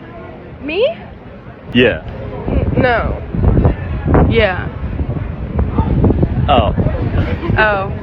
So have any of these people spoken to a human before? I feel like I'm watching three lamps that suddenly gain sentience try to hold a conversation with each other. How much wood could a woodchuck chuck if a woodchuck could chuck wood? 42? No. Yes? 3. Wood? No. Amy Winehouse? 3? No. You were right. I was right. Wine? Yes. 3? No. 3? No.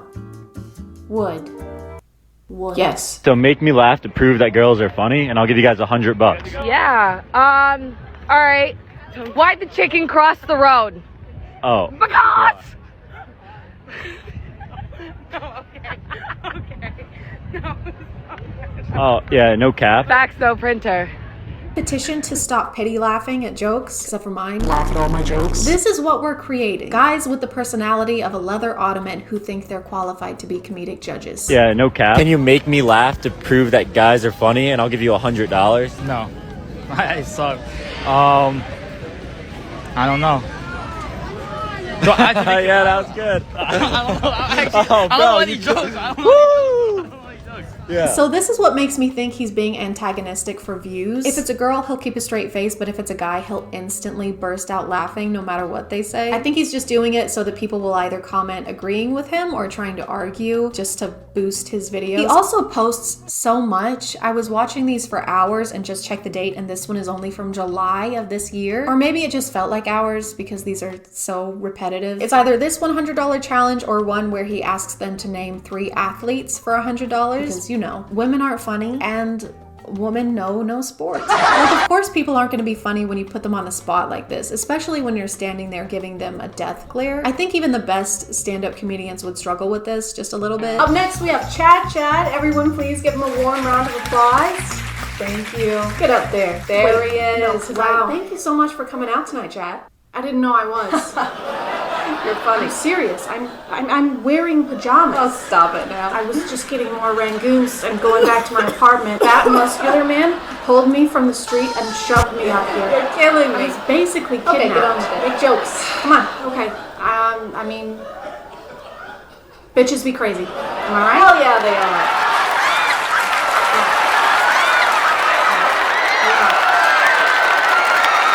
I'm gonna call it there, guys. If you want to follow me on other stuff, that's my Instagram, that's my Twitter. I keep the links in my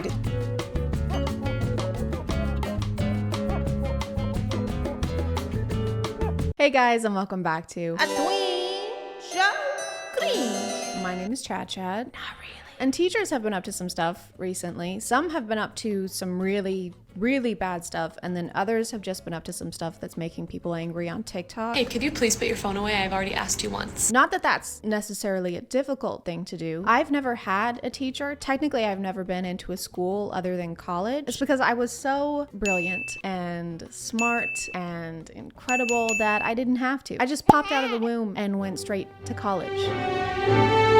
I wasn't homeschooled. Just remember that I have no experience with having a high school teacher other than my mom, and that was a lot of fun because if I ever pissed my teacher off, the passive aggressiveness didn't stop after the bell rang. I didn't have homework, but if I failed a math test, I wouldn't get to stay on the health insurance plan, so. Pros and cons. This teacher's account has had a lot of viral TikToks this week. You might have seen them. I've seen at least 3, plus stitches and duets. Fuck off. A lot of which were mostly not positive. Most of her videos that I've seen are in this format where she's like, this is how I would react if a student did XYZ. Pretty cut and dry, right? You might be thinking there's no way that this could go wrong, to the point that this teacher is having to turn off her comment sections and post multiple response videos. And if you are thinking that, no. You're wrong. Hey, could you please stop drawing on the desk? What? Oh, yeah, I'll stop. All right, class, open your books. Hey, didn't I just ask you to stop drawing on your desk? Here, use these, clean it up. What?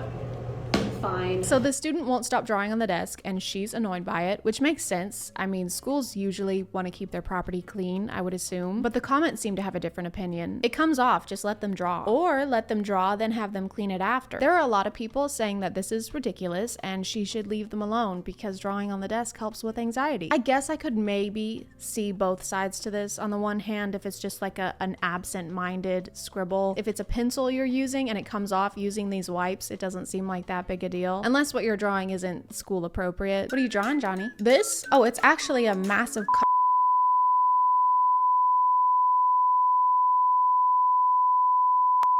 a butthole. Okay, well, please clean it up. Just let him draw. He has anxiety. But I can also see being a teacher and this kid isn't listening to you while you're trying to keep your classroom clean. Teachers don't get paid a lot, guys. I don't know if you've heard or not. Definitely not enough to be like guardians of the school desks. I can't say that without sounding like a Visco girl. Desks. Like, is that in the job description for being a teacher? Must be able to teach kids 9 through 12, must make TikToks between class periods, and must personally ensure the safety and quality of all desks on school grounds with your life. Or you're fucking fired. Miss Cheney. Yeah?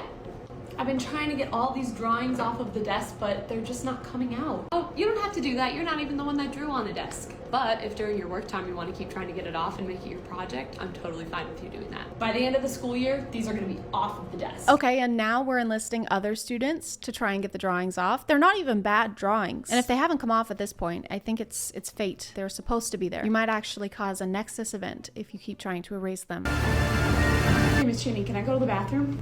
Yeah, of course, go ahead.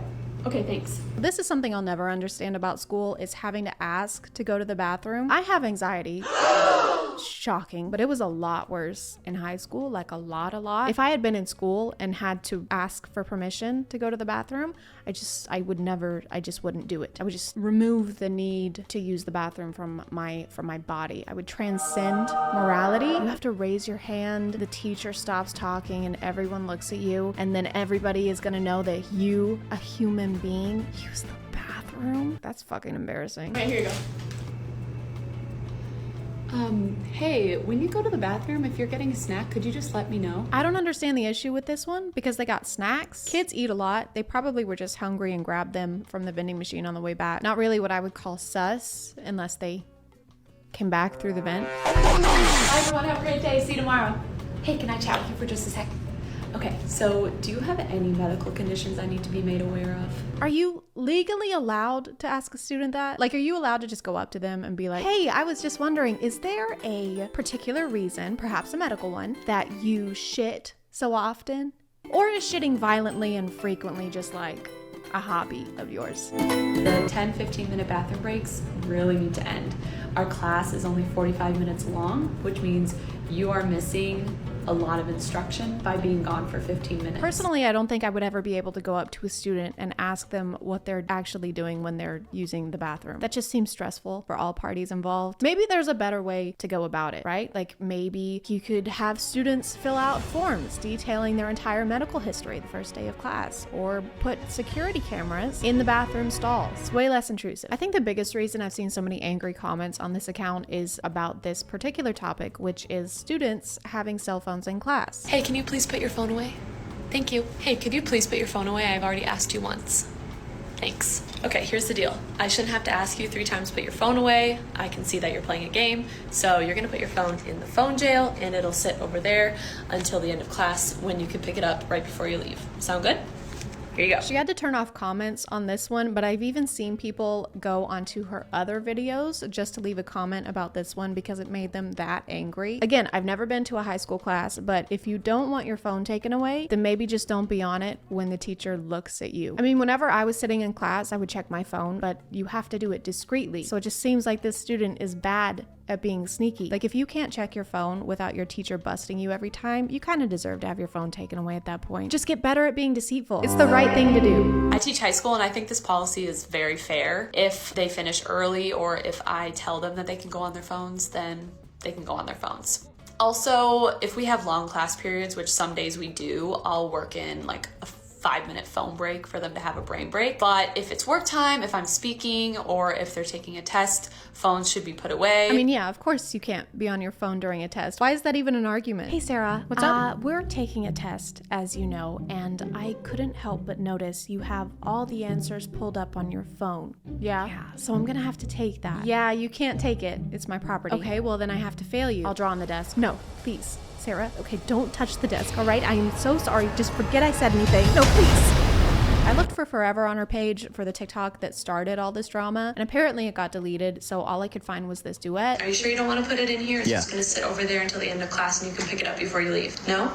Okay, so that's blatant disrespect towards me, your teacher. So I'm going to call down to the office. An administrator will come down. They'll bring the school officer. The school officer? Is that like a security guard? So we're calling security because a student was watching TikToks in class. I mean, unless it's like during a test and the student is refusing to get off of their phone. But still, why wouldn't you just fail them on the test and then tell the kids' parents that they're being a shithead? I think it's mostly the delivery on this one. It's a little more intense and the comments are saying that it's condescending. My personal theory is just that a lot of people have had a similar experience to this with getting in trouble with a teacher, and the cadence of this video, So that's blatant disrespect towards me, your teacher. is sending them into what is known as the scientific response of fight, flight, or leave angry internet comments. She does other kinds of videos just generally talking about what it's like to work as a teacher. She also does what I ate for lunch today videos. She seems like a genuinely nice teacher who cares about teaching kids. I feel bad that she's having to turn off her comments, but I guess she had to make a follow-up for the desk drawing video because of the amount of negative comments on that one. All right, class, who can answer that? Hey, could you please not draw on your desk? I don't want it to stain the desk. I'll stop. But hey, could you please not draw on the desk?